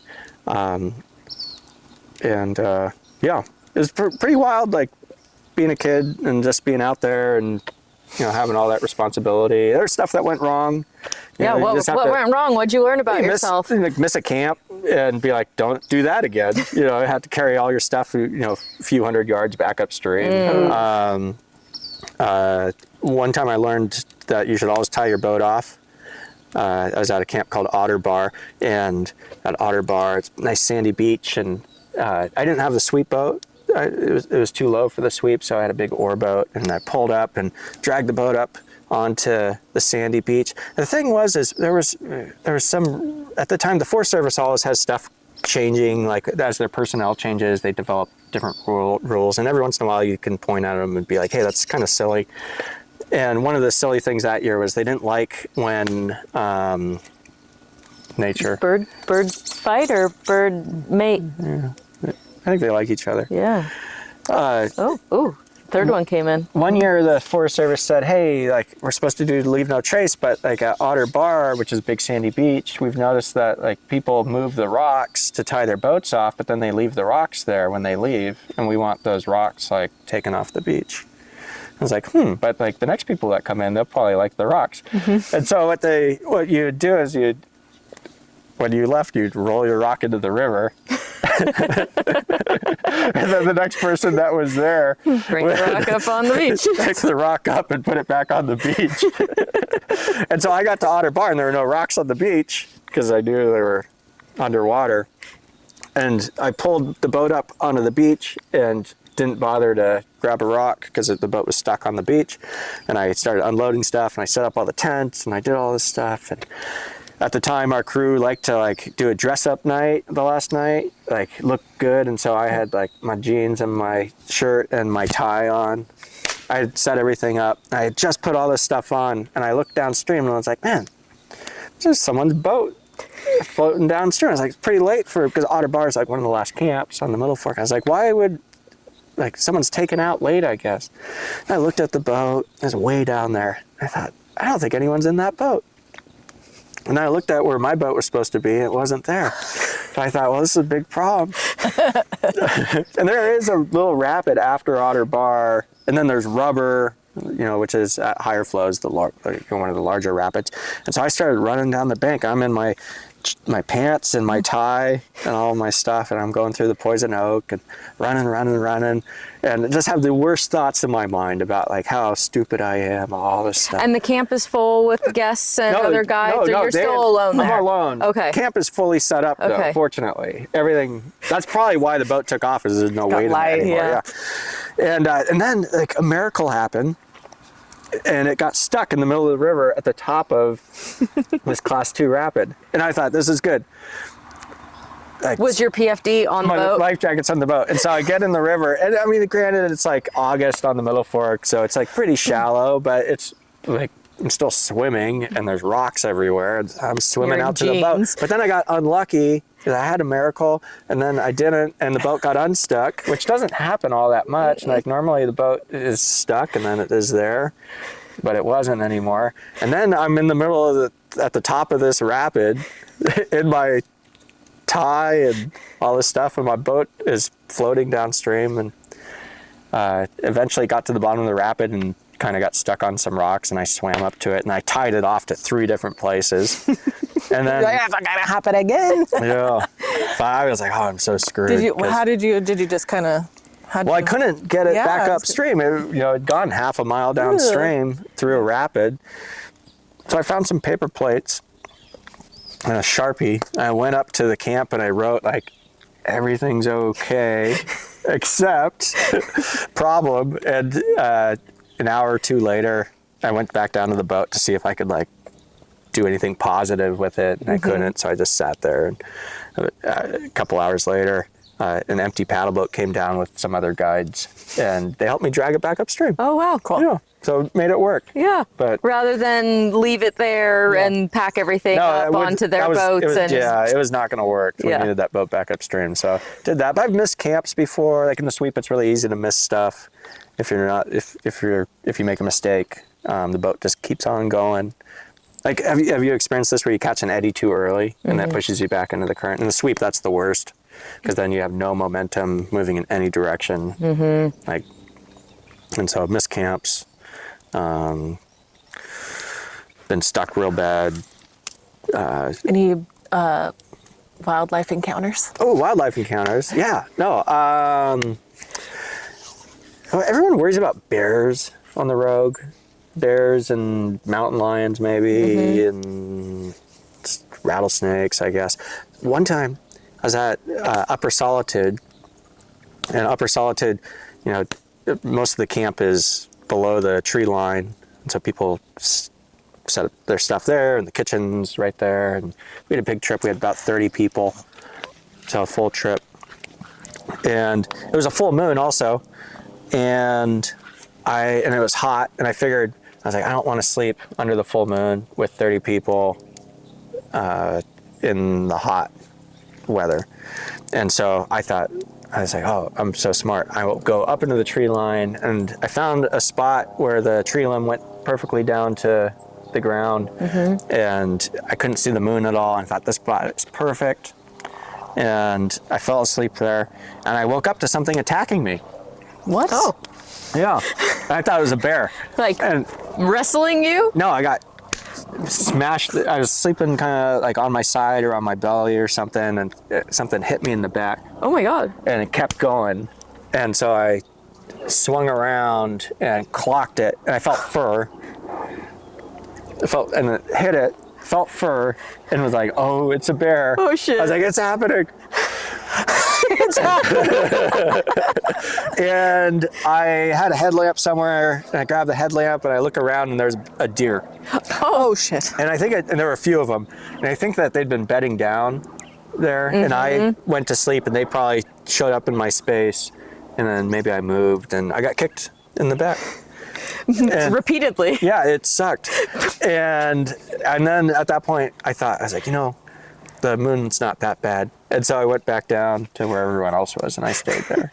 And then we've had just like the normal bear stuff. The bears come into camp, and can be a nuisance sometimes, but Yeah. That's pretty typical. Have you ever had any crazy injury or death? No. I mean, most people get injured, just doing everyday life. Totally. And like that's just part of, and when you participate in an activity that you're not normally doing, or if you're in a remote setting in a place with a lot of stuff that you can't control, things are going to happen to folks. And so the injuries that I've seen almost like overwhelmingly have been like on land, Totally. people tripping and falling, or it's like common, I mean not common, but like folks who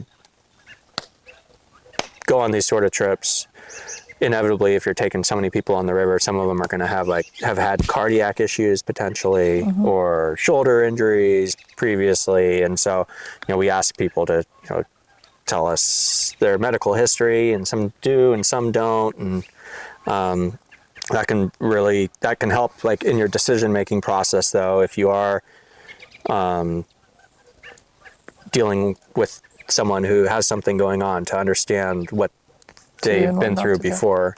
And so like we've had folks that we've pulled off the river because we were nervous about a heart attack, where they were exhibiting signs of potentially like they needed to be like in a hospital and monitored. And so we've been through processes like that before. Why do you think some people don't disclose that information about themselves? Like, I think some people don't realize that. I think and there's a few different reasons. One is they're afraid that they're going to be told they can't go.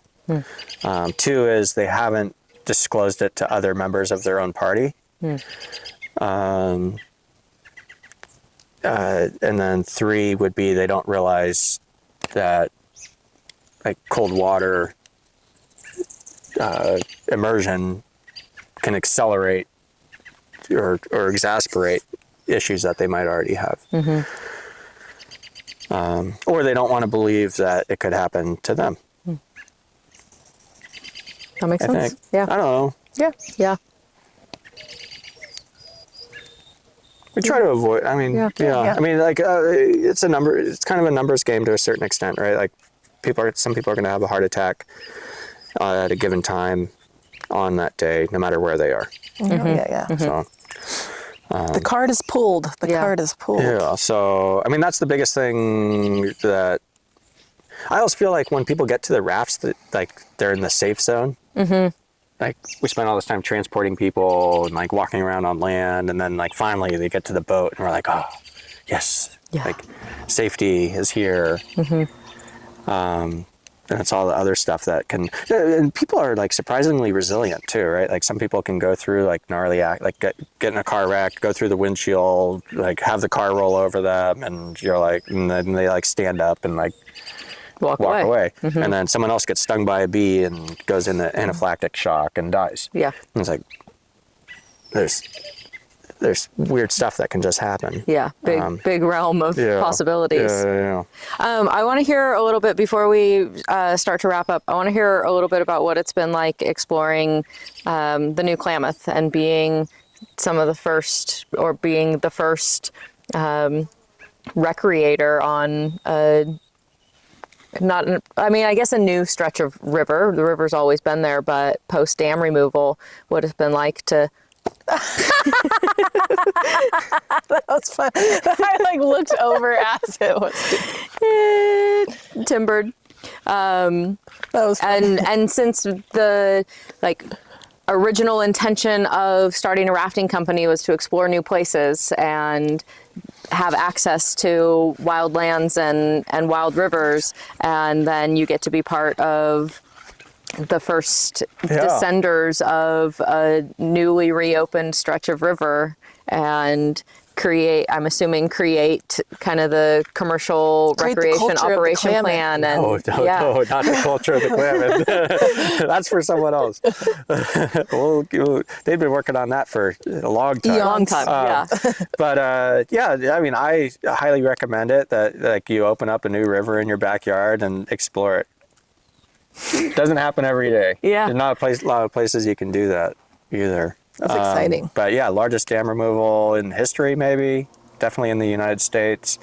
Big deal for a lot of reasons. And like the whole Klamath project itself, like the story of the Klamath Dam removal is like, there's so many pieces to it. Recreation's a small piece of it. But you know, there's and I always try to like keep that perspective. Is like what we're doing is like really fun and it's cool and it's good for our business and it's really fun personally. It's not the most important thing. There's a lot of other stuff going on. But it's been, I mean, it's a process, right? Like, you know, the push for dam removal started in the early 2000s. There's some people who've spent over 20 years working on this. You know, it's like the largest project of their lives in a lot of ways. Like, you know, if you're going to talk to Bill Cross, you know, he can speak a lot about like what the full process was like for him. Whereas we jumped in 2016, 2017 when we realized that it was actually going to be a real thing. Dam removal was always on the horizon because of the relicensing process. So it was going to get relicensed. The hydropower project on the Klamath was due for relicensing in 2020. And so that was always the target date for like, if this is going to happen, this is going to be what triggers it if they decide not to relicense it. And in 2016, Bill called me and said, we need outfitters involved in this process. And so we met at Louie's, Pete from Momentum, Bart from NOAA. Hello, it's Baby Heather Weather here reporting for commercial duty. You guys, we are officially becoming a Big Girl podcast, which means affiliate links, discount codes, fun partnerships, little perks for you, our listeners, and honestly, some pretty exciting stuff coming down the pipeline, like big deal energy, baby. So here's the tea. Head over to gowildlypodcast.com because now we have a whole page dedicated to brands, discount codes, affiliate links, and fun stuff we actually believe in. And let me be very, very clear.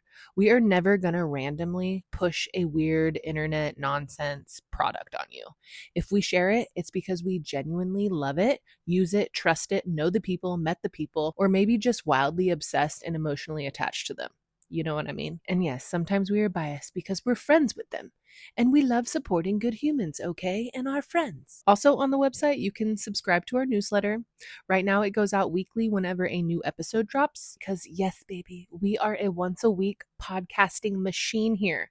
And I want to encourage you, please DM us. Like seriously, slide into our DMs. We are real people. And we actually answer. We want to hear from you. And we're starting something really, really fun here. Q&A podcast episodes where you send us your burning questions, weird questions, outdoorsy questions, life questions, feral questions, whatever you got. We'll answer them on the pod and shout you out. So go poke around, sign up, creep respectfully, gowildlypodcast.com. Okay, love you. Bye. But way too expensive. Sometimes people send us Harry and David boxes with theirs, and I'm like, just walk across the street. You're just like, hey. It's nice of them, though. Jump the fence. Is there a fence over there? Do I get to keep talking? Yeah. Yeah, okay, you guys were meeting at I'm going to try to make it quick. Okay. So we met at Louie's, and Bill was like, here's what American Whitewater is doing, like, for the dam removal stuff, and here's, like, what I've been working on, and we were like, what should we do? And it was kind of an interesting, it turned into a great relationship because AW, American Whitewater, you know, Bill, Tom O'Keefe, and, you know, Tom O'Keefe put a ton of work into this, but like they've been through this before. They've been through the dam removal process. And so they understand like the bureaucratic process to like how to advocate for recreation, basically. Like, here's the whole process. Here's where like you have like political levers that you can move. Here's how you do it. Outfitters, like I did not know that process at all, and like I didn't get into this business to be involved in like this big bureaucratic thing, but I know the river really well, and I know what would work for our operation. And so, you know, we meshed really well because we were in alignment with so much. Like we wanted the same stuff. We want We want flow. We want guaranteed flows the year prior to drawdown. We want new access points developed. We want flow studies. We want to know what the timeline is for like how this is going to work, so that we can implement our new trips in a way that makes sense. We want to know what our year off looks like, and when that's going to be, so that we can plan. And AW was a great partner in all that work, and they're not responsible for the health and vitality of a commercial business. They're responsible to their membership, which is overwhelmingly non-commercial boaters, but we align on so much, and without their support and without their like holding our hand through the process, then we wouldn't be where we are today. We certainly wouldn't have the access points. We wouldn't have had the flow study. We did a flow study in 2020. So the whole thing is when there's relicensing, FERC steps in. So FERC is Federal Energy Regulatory Commission, and they're the ones in charge of the licenses. And so Klamath River Renewal Corp was an entity that wanted license transfer from Pacific Power, and then they wanted license surrender. And to hit those marks, they had to get FERC to say, yes, you've done this, check. And like some of those things, we're working with stakeholders. And so we're a stakeholder, like as a like recreational industry. And so, our thing was like, one of the biggest impacts of dam removal is impact to recreation, because we've been operating for commercially, since the late 80s on the Klamath, and, we were able to do it because of X, Y, and Z, and some of it had to do with hydropower production. The Upper Klamath is also unique in that it's wild and scenic river, and one of its remarkable values, outstanding ORMs, outstanding remarkable ORVs. So every wild and scenic river has ORVs, and that's why they're designated wild and scenic. And so on the Klamath, the Upper Klamath is unique. It's one of the only rivers, if not the only river, that was designated wild and scenic because of the value provided by peaking artificial flows from hydropower production. And so we said, hey, like, this is a thing. It's going to have a big impact on our business. Here are things that we can do that you can do to mitigate that impact, and laid them out. And KRRC, they've got a limited budget, and so I totally understand it, but like their goal is to like keep the scope of the project small, so that they can spend the money wisely and efficiently. And so when you start suggesting things like, hey, you should do hazard tree removal in Kikacheki, Ward's Canyon, because it's unnatural for trees to grow in the riverbed, but it's been dewatered for 100 years because of the dams. But if you want people to recreate in there, the trees have to come out before the dams come out. And they say, well, it's going to cost like $1 million+ because we're going to have to get helicopters and do those things. Well, like that's where the negotiations or sometimes disagreements take place. And so we said, this is really important to us. We advocate to FERC for recreation, and then FERC decides like you have to do this or you don't. Did they end up taking those trees out? Heck yeah, that's dope. Because that was a thing that needed to happen. Yeah, it was, and so it was a process, and that's like one example of many. The rec sites were really important. It's really if you want to encourage use on a river, so it's like if we want to protect rivers, if we want future dam removals to actually take place, and there's a really big one that could take place in our lifetime on the Snake River potentially. If we want that to happen, or if we want it to be taken, those proposals to be taken seriously, you have to have public support. Like you have to have people on board with it. And how do you get that public support? Well, it's not going to be them like watching a video on TikTok or Instagram about this concept. It's about people like interfacing with it and like seeing it firsthand and getting splashed in the face and like seeing how it actually works. And so that was our pitch was, if you guys want, like this is a legacy project. It's, this is a big deal. It's obviously the largest in history. It's a legacy project for you. If you believe that this should be done on other rivers, you've got to figure out how we can get people out there. If you want people out there, the number one way people are going to experience the Klamath post-dam removal is recreation. It's probably going to be on a raft or in a fishing boat. Let's create opportunities for multiple uses out there. So that means access points at places where the gradient changes, significant places of change of gradient, so that a drift boat doesn't have to run Ward's Canyon, or a family can go on like a mellow float and not have to run big whitewater, or people who only want whitewater can do it here. That's why the access points were important.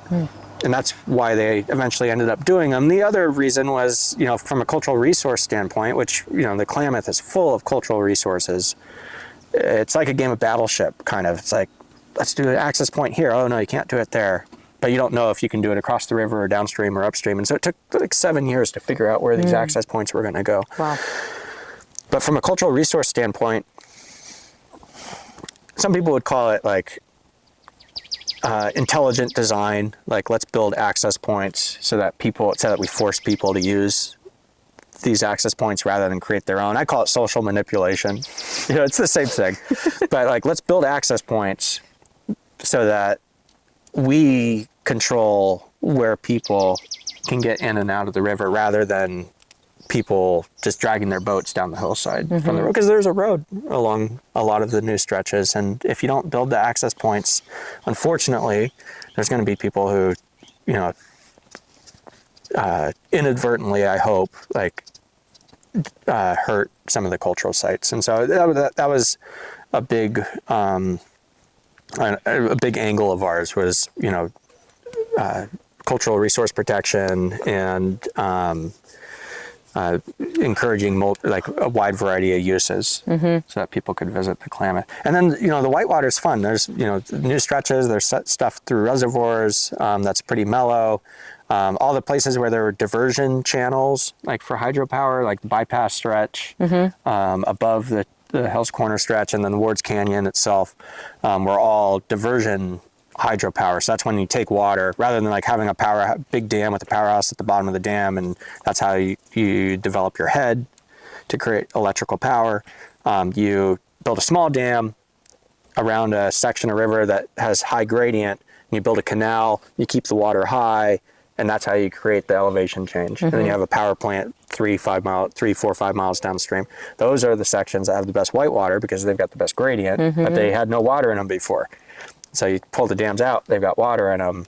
I was on the bypass, I was on the Big Bend stretch yesterday, and that will be our new stretch this year, I think. Last year was big for introducing some of the new Klamath to our guests, and this year we've got one more chance to do something new and different, and that bypass stretch is pretty incredible. It's the best whitewater. That was going to be my question: is how long is the Klamath, and are you doing it in sections, or are you doing it as a multi-day trip? How does that all? We've got a little bit of both. So historically, we only did day trips, and they were bookended by no water upstream and then a reservoir downstream, and 14-mile stretch, the Hell's Corner stretch. And so we used to only do day trips, and then last year we we're able to run 3-day trips. So we have a seasonal camp now. It's on BLM land just above Hell's Corner Rapid. So that's night 1 for us. And then when you get into California, there's really not any public land along the Klamath for a while. And so we lease a private property that we can camp on, but there's also a nice vacation home. So it's kind of like we call it the Klamath Lodge. Cute. And we've got... Are you able to utilize that vacation house? Yeah. Oh, that's cool. Yeah, it's 5-bedroom. Wow. And so, we cool. most of our How did you just call that person, or they reached out to us? That's sick. Yeah, so they were working with I think it was McMillan Engineering, one of the engineering firms that was working on or it might have been ACOM, but they leased the property for 3 years so that their staff could be there on site basically. And then when the project was winding down, when their part of it was winding down, the property owner reached out to us and said, hey, we're interested in kind of a long-term rental. Would you be? And we went out there, checked it out, and that was the first time where it kind of clicked for me. I was like, this would be a great 3-day trip, because we'd been thinking about a 2-day trip option. But with the new flow schedule, it gets, I wouldn't call it low, but it's way lower than what it used to be with the peaking flows. People remember the peaking flows. They don't remember the artificial low flows, but they used to turn the water off, and if you were doing a multi-day trip, you'd wake up in the morning and you'd be like, I gotta wait for water. They'd ramp it up, and depending on where you were, you might not get water for until like 1 p.m. That's So crazy. now, like That'd be so weird. even though we don't have like the peaking flows, you wake up in the morning, the water that you have is what you have. It's not going to change. So if it's 800 CFS, that's what you got. And we ran trips last year down to like 800 CFS at Spring Island, which we weren't sure was going to be possible. And it's awesome. Cool. It's so much fun. And people really, the folks that we take on those trips last year anyway, I think this year too. I mean, we're pretty booked up this year, but so many of them have some relation to the project, and they're like out there to see the fruits of their labor basically. Cool. And every trip we hear from someone that's like, oh, like I had this small piece, and like I'll send you information about it. Like the amount of information that we have, I should build like a library for it, but it's like so much information about the project and the people that we've taken. And it's been a really fun, it's been a challenge, to kind of navigate new relationships also. Like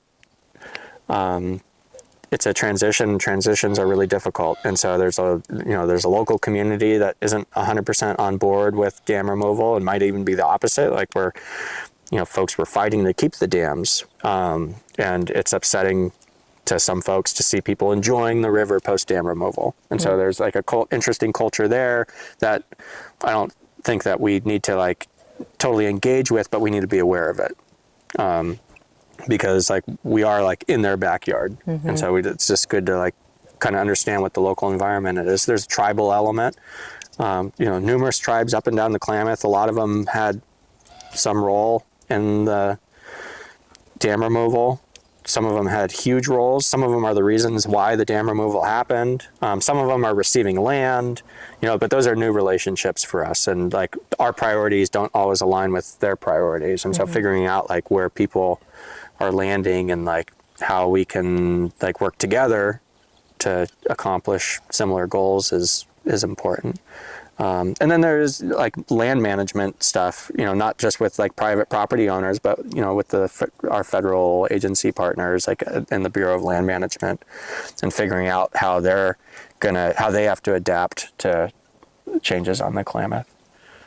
The best part though is like seeing the new stretches and figuring it out and figuring out the logistics and working with our crew to make sure that we're running trips responsibly. It's challenging whitewater. It's way more difficult than the Rogue. And so it's something that we've got ourselves to a point where I think that a lot of folks might view us as kind of not the authority of the Klamath, but like we're the ones out there the most right now. And to get to that point, we just had to like rinse and repeat. Like we did so much training out there and figuring out how to run, not just like run rapids, but like some of the stuff's really challenging. And like, how do we do this safely? And where do we set safety? And part of risk management, I think a lot of risk management isn't so much like how you react or respond to something, but being aware of what could go wrong. And there's a lot to think about in that regard on a new stretch. So it's been fun. I've really enjoyed it. Good. Yeah. I'm proud of you. I'll get you two out there. Yeah, I really want to. I'd love to see it. Yeah. I spread some of my grandpa's ashes in the Klamath. Oh, really? Where at? Down by I-5. Oh, Klamath. yeah. I don't know. We were kind of right off there on Sure. like right past the Siskiyous. Yeah. Yeah. I mean, there's so much more, like the Klamath is like, our piece of the Klamath that we're working on is like so small. We're talking about like 35 miles basically that we're focused on right now. But like there's so, like the Klamath is such a cool river. It's got something for everyone. For a long time. For a long time. Yeah. Yeah. It could be like, it'd be cool if it became like the longest wild and scenic river. It could be like if they just piece it all together, because there's a couple sections right now, but if the whole thing was, that would be pretty cool. So sections of it are wild and scenic, not the whole river. Thing, yeah. Oh, interesting. Yeah. So now that dams are out, there's an opportunity to start Connecting. like growing it. I don't think it's going to happen like in the next 2.5 years. What does that mean? What is wild and scenic? What do you have to qualify for that? For a river to be deemed wild and scenic? Well, it's a congressional process, and they use the outstanding remarkable values, and like they'll designate. So basically, the Wild and Scenic Rivers Act offers protections to those sections. Cool. And typically, that means like no dams or there's certain types of development that can happen. A lot of wild and scenic. Well, is that true? I think like some of the rivers that we think of as like the premier rivers in the country to like run multi-day trips on, they go. The Wild and Scenic Rivers Act goes hand in hand with the Wilderness Act. So, like on the Rogue, when you get into the Forest Service side, it's like Wild Rogue Wilderness, or if you're on the Illinois, it's the Kalmiopsis, or the Chetco is the Kalmiopsis. In Idaho, like the big ones are like the Frank Church. And Frank Church was a senator who like helped push for some of these policies, but Frank Church is the largest in the lower 48. But it's right next door to the Gospel Hump and the Selway Bitterroot. The largest ones are in Alaska. I haven't seen those, but they must be pretty big. Yeah, Alaska's a pretty big state. big and big. But like nobody, I think like, I don't know, the country right now, if I keep track of the news a little bit, it's supposed to be like the 250th year anniversary for the United States. And I think that there's a lot of folks maybe in our industry who run rivers who like feel maybe uncertain about like the direction the country's going in right now. And like one thing that I like keep trying to like come back to is like nobody does rivers and wilderness like the United States. Like we do a really good job of like recognizing places that are special and trying to protect them. And I think that's pretty cool. And so try to stay positive. Good. Yeah. Yeah. Thank you, Will. Thanks for telling stories and sharing your knowledge and your insight and teaching us a lot today.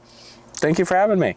Pleasure. Glad we finally were able to make it happen. Yes. We tried last year. Sorry. No, you're perfect. Quickies? Yeah, we've got a few wrap-up questions to tie it all together. Good. I'm ready. What's your favorite piece of gear that you always kind of have with you? Or just favorite in general? Yeah, my favorite piece of gear, I mean, life jacket's pretty good. I like a life jacket. Be a good one. Really like a blaster. What's a blaster? A blaster? Like a water gun? No, like in camp, like it's a big camp stove thing. It heats water up fast. Okay. So that's pretty handy. Okay. And then the cot. I'm kind of like aged into Do you have it. Do you have a cot brand that you like? We use the typical Roll-a-cot? the Roll-a-cot one. So And they do pretty good for you? Yeah, they do pretty good. Yeah, Okay, cool. I like those. Do you have extra wide, extra long, or standard? No, I'm pretty standard myself. So yeah, just whatever's in the warehouse. Honestly, I don't know what we have. I'm like, there's a cot, I grab it. So Cool. that's Sweet. What's another one? What's a piece of advice for your younger self? Ooh, piece of advice for my younger self. I wish I had traveled more. Beyond different river canyons? Yeah. Like I'm like, it's hard because like traveling's expensive. And so like, but to make money, then you're typically older and you've got more commitments at home. So but I wish I had like tried guiding abroad. You can still do that. Yeah, I've done some traveling, like but I should have taken advantage of it before the kids. Yeah, well, I feel the same way. Turkeys. And they're my friends. Heather's a supreme turkey caller. She was having a whole mating conversation with one out in the road. Yes, I am. Oh, really? Yeah. You gotta be careful because it's mating season. Look at there's a big tom back there. Yeah. You know what a turkey's favorite candy is? Bubblegum. See? Oh, Yeah. They responded. They heard you. Yeah, we're mating. we're mating. I watched one of my cats riding on the back of a turkey a few years ago. Are you Yeah. serious? Yeah. That's hilarious. Yeah, they try to kill everything. Except for, we've got some failed 4-H projects in there with the meat rabbits. And we're like, you can't kill the rabbits. Yeah. I was going to say is I feel the same way because I have 2 little kids right now. I got a 10-year-old and a 2.5-year-old.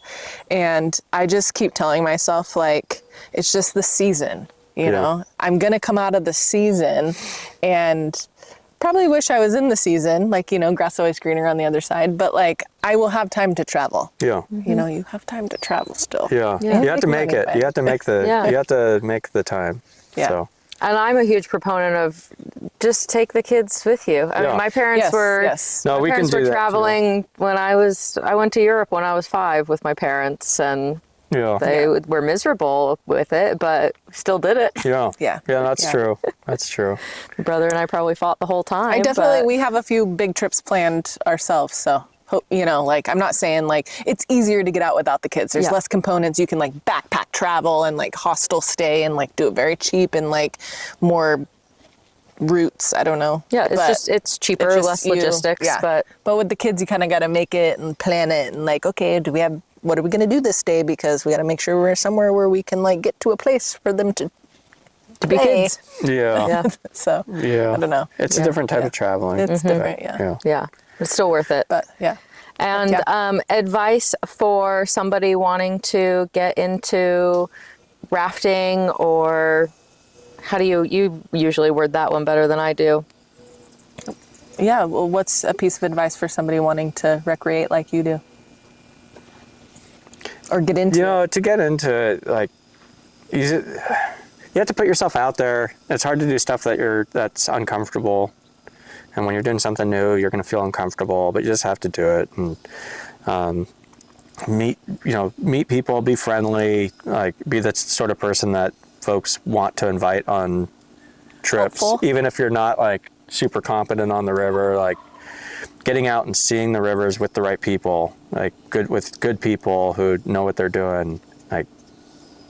I feel like being kind of, helpful in camp is always like being to get, helpful, yeah, like yeah. helping set up and break down. But and stuff I mean, like that. we're so lucky here in Southern Oregon because like we can go boating year round, and like that's not crazy. And there's some places where that's terrible, and you wouldn't want to do that. And here there's so many people who have their own boats, who like even people I know who don't raft, like they know someone who has a boat, and if they wanted to, you know, they could probably be like, hey, can you take me rafting? Like, it's not crazy, you know, but I think a lot of people just don't do stuff because they're not familiar new. with it. I mean, honestly, just go hiking.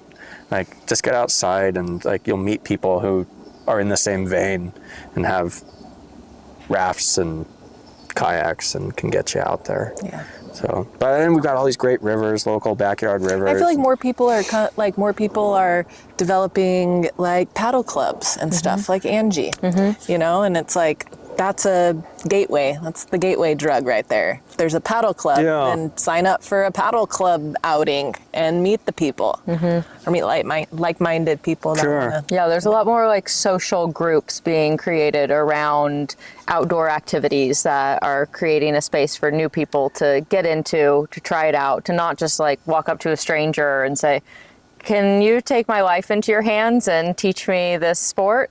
But actually like a cohort of people that are engaging regularly and have some skills and are creating an opening for people to try out new things. Yeah.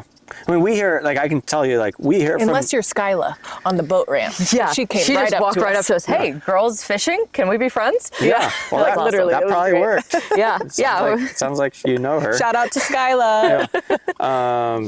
We hear from people all the time who are like, I want to be a guide and I don't have any experience. And like, there's companies that are really good at taking on new guides, and there's companies that are really bad at taking on new guides. We're really bad at it. We don't do it anymore because we're not the right size company. So like new guide, But there's like, plenty of if you're a new, outfitters that. if you're a new guide or if it's just something you're interested in, like there's companies in the Rogue Valley that do guide schools, and they hire out of those guide schools sometimes. And like, we're not the right company for that, but there's some who are. What we've seen is that there's a lot of, obviously there's going to be a lot of turnover for new guides because not boats upside down. Well, sometimes boats upside down, but turnover as in like they're testing it out and maybe it's not the right fit for them. But Yeah. commercial guiding is not like, that's getting on the water, but like just go do it for fun. Like just go have fun. You don't have to take customers down the river to be running rivers. Like Right. you can just do it for fun, and a if it's hobby. something that you enjoy, then look at becoming a guide. Awesome. And then realize you're going to have to pack coolers onto the beach. Yeah. So Set up tents and schmooze people. Yeah, sometimes. Sometimes I think that the whole industry's gotten too fancy. yeah, So I agree with that. there's, we get some groups that don't want us to set up stuff for them, and want I to worry set it that it turns into like an affordability thing. Like if all these companies are like trying to one up each other, it's kind of like barbecues, right? Like we don't have it here because no one lives right next to us, but like I guess like some neighborhoods they're like, oh, like Johnny got a new barbecue. Now I need a Keeping up with the Joneses. or like I lived on a street in Ashland where it was like wind chimes. There's like someone had like some wind chimes, and then the next neighbor had like bigger wind chimes, and then all of a sudden the wind chimes were like this big around. And I was like, oh my god, this street is nuts! Like there's a wind chime competition, and I think sometimes like in capitalism, like even in the little rafting world, like we're like, oh, like what are those guys? Like they've got something cool over there. Oh, We need they that have also. a blue cheese reduction. We But need a blue cheese I think reduction. that, like we need to take a step back because like there's some people like we're I wouldn't say we're diluting the experience, but there is something really special about like how simple it is to experience the wilderness, like and how accessible it is, and sometimes we overcomplicate it. Yeah. I totally agree. Well, and our last little our last question. two. Oh, yes, two.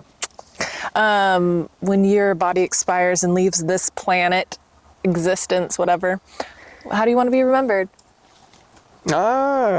Remembered. I don't know. I hope, I think I'd love to, I love being on the river and stuff, but like the community stuff to me is kind of like more important, I think, like from a legacy standpoint. So like I would like folks to just hopefully believe that we did something positive here that wasn't just about us. Sick.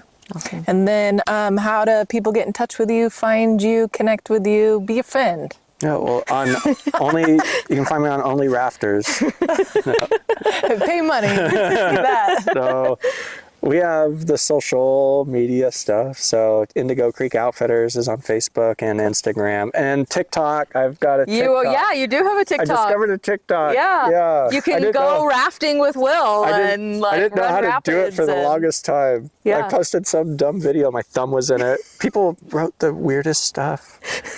I was like, oh no. Yeah. And we've got YouTube. Cool. Yeah. Are you still doing your boat shed series on YouTube? I haven't in a while, but I was thinking about picking it up again. I only do that during pandemics. Yeah. So hopefully, hope we don't. hopefully soon. Yeah, no, I've got the Boatyard. The Boatyard. Yeah, my series about the Boatyard. I had a cooking show. Sick. Yeah, it was really fun. That sounds Give me great. something to do. Drove Julie crazy. I was like, I'm making dinner tonight, and I'd be out here for like 3 hours, like with my cameras. She's like, "Is it ready?" I'm like, "No." Like the guy Chad that does this cooking stuff. I love those videos though. I like seeing cooking outside videos. I really liked it. It was fun. But Chad or Adam? Chad, that one, Chad. Anyway, if you need a foodie to come review, food reviewer, we'll come sit by the food fire and review. eat the food. Okay. it could be a whole thing. Yeah, I'm not really interested in feedback. You're like, I'm just Yeah, we'll just eat it. I can We'll just make eat it go but away. don't tell me how bad it is. tangy. Yeah, I never had an audience. That'd be fun though. We could do that. Yeah, we could do that. Live cooking. studio audience. Yeah. That'd be fun. Not two Live people. outdoor Clap. audience, Yeah. and then we get to try it. Yeah. That'd be fun. I'm into that. That'd be cool. Well, thank you so much. Yeah, for thanks everything. Thanks for having me. Appreciate it. It was great And chit-chatting. I will look forward to listening to your podcasts. Thank you. Yeah. Do you have a catchphrase to send us out on? A catchphrase. Oh, I was working on a catchphrase. Well, I've got some words that I really like recently. It's not a catchphrase though. Well, I like bada bing, bada boom. That's a cool one. But I didn't invent that. I haven't invented any catchphrases. You're just bringing it back. So here's like I'm going to use that today now that I heard it. I hate the phrase "always look downstream." Oh. I hate that Yeah. phrase. Okay, so now what Because do we it's say? BS. and it's selfish. And sometimes you gotta look upstream. No, Other boats are upstream. all your friends are upstream. Yeah. Like, so I like to The say, water behind you is I say- affecting you too. I say always look for safety. Always look upstream. All your bros are upstream. So I like that. I don't like always look downstream. In reference to the river. Yeah. Yeah, Come on, guys, let's go. yeah. But sometimes in life too, it's good to like be like Make sure some people are self-reflection coming. is a oh, good yes, thing. yeah. And then How it's applied. yeah, and then my word. This isn't a catchphrase, but my word this year is arenaceous. Ooh. Definition? When you exhibit qualities of a hedgehog, Oh, my which I'm going to incorporate into my safety talks, because sometimes you got to roll up in a ball. I'm trying to figure out how to do it. You know? Sometimes you're a little prickly. Yeah. Oh, you're so arenaceous. Fun fact, Arenaceous. Okay. I had multiple hedgehogs growing up. Those Wow. were my pets. Really? Did you ever say, wow, you're so arenaceous right now? I had never at once. Oh. How do you spell it? Well, that would be like the most obvious I was time. like fourth Yeah. grade, so that would- Arenaceous, ERINACOUS, I think. Okay. Yeah. Cool. Yeah. I love a new word. Arenaceous. Your challenge is to use that in your next podcast. Okay. well, I'll forget it. We're It'll be Emily. interviewing Julie Norman next, so. Oh, good. Well, don't tell her ahead of time. Oh, no. Just ask her a question using arenaceous Okay. and make. So would you say that that was arenaceous of you? Have you ever felt arenaceous? Well, is she going to listen to this one? Not before No. we're Okay. with Chat her. with her. We're gonna go. We're chat with going. her. Yeah, we're going Good. now to chat with her. Anyways, thank you so much. Please like and subscribe and all the things you do. Share it with a friend. If it reminds you of somebody, send it to that somebody. How fun is that? What a fun little send text it- message excuse Send it to my brothers. Yeah. to send it. Yeah. Hey, Will. Okay, Hey, thank Skip. you so much. Hi, Mom. I'm Emily, Okay. And I'm Heather. and together we're Go Wildly. Wee. That's that. Yeah. Hi, right. Mary. Hi, Bob. Hope you enjoyed the show. Thank you. Thanks, Will. Thanks for being here. That's how I told. I made sure Brian knew that I really was your friend when he was leaving the martial arts studio last week. I said, "Enjoy yourself. It's later than you think." Oh, good. That's right. And I heard him giggle as he left. Because you say that? That's what he says. Well, Todd Snyder came up with that. Okay. And he died a couple months ago. Oh, well, rest in peace, Todd. Did you ever listen to Todd? No. That's a wrap on this episode of Go Wildly. From the bottom of our backpacks, thank you for listening. We know you enjoyed the show, so tap follow, tell a friend or two, and leave a quick review if you can. It makes a real difference. Your support allows Go Wildly to reach new listeners and bring more outdoor stories to the mic. Until next time, go wildly and go outside.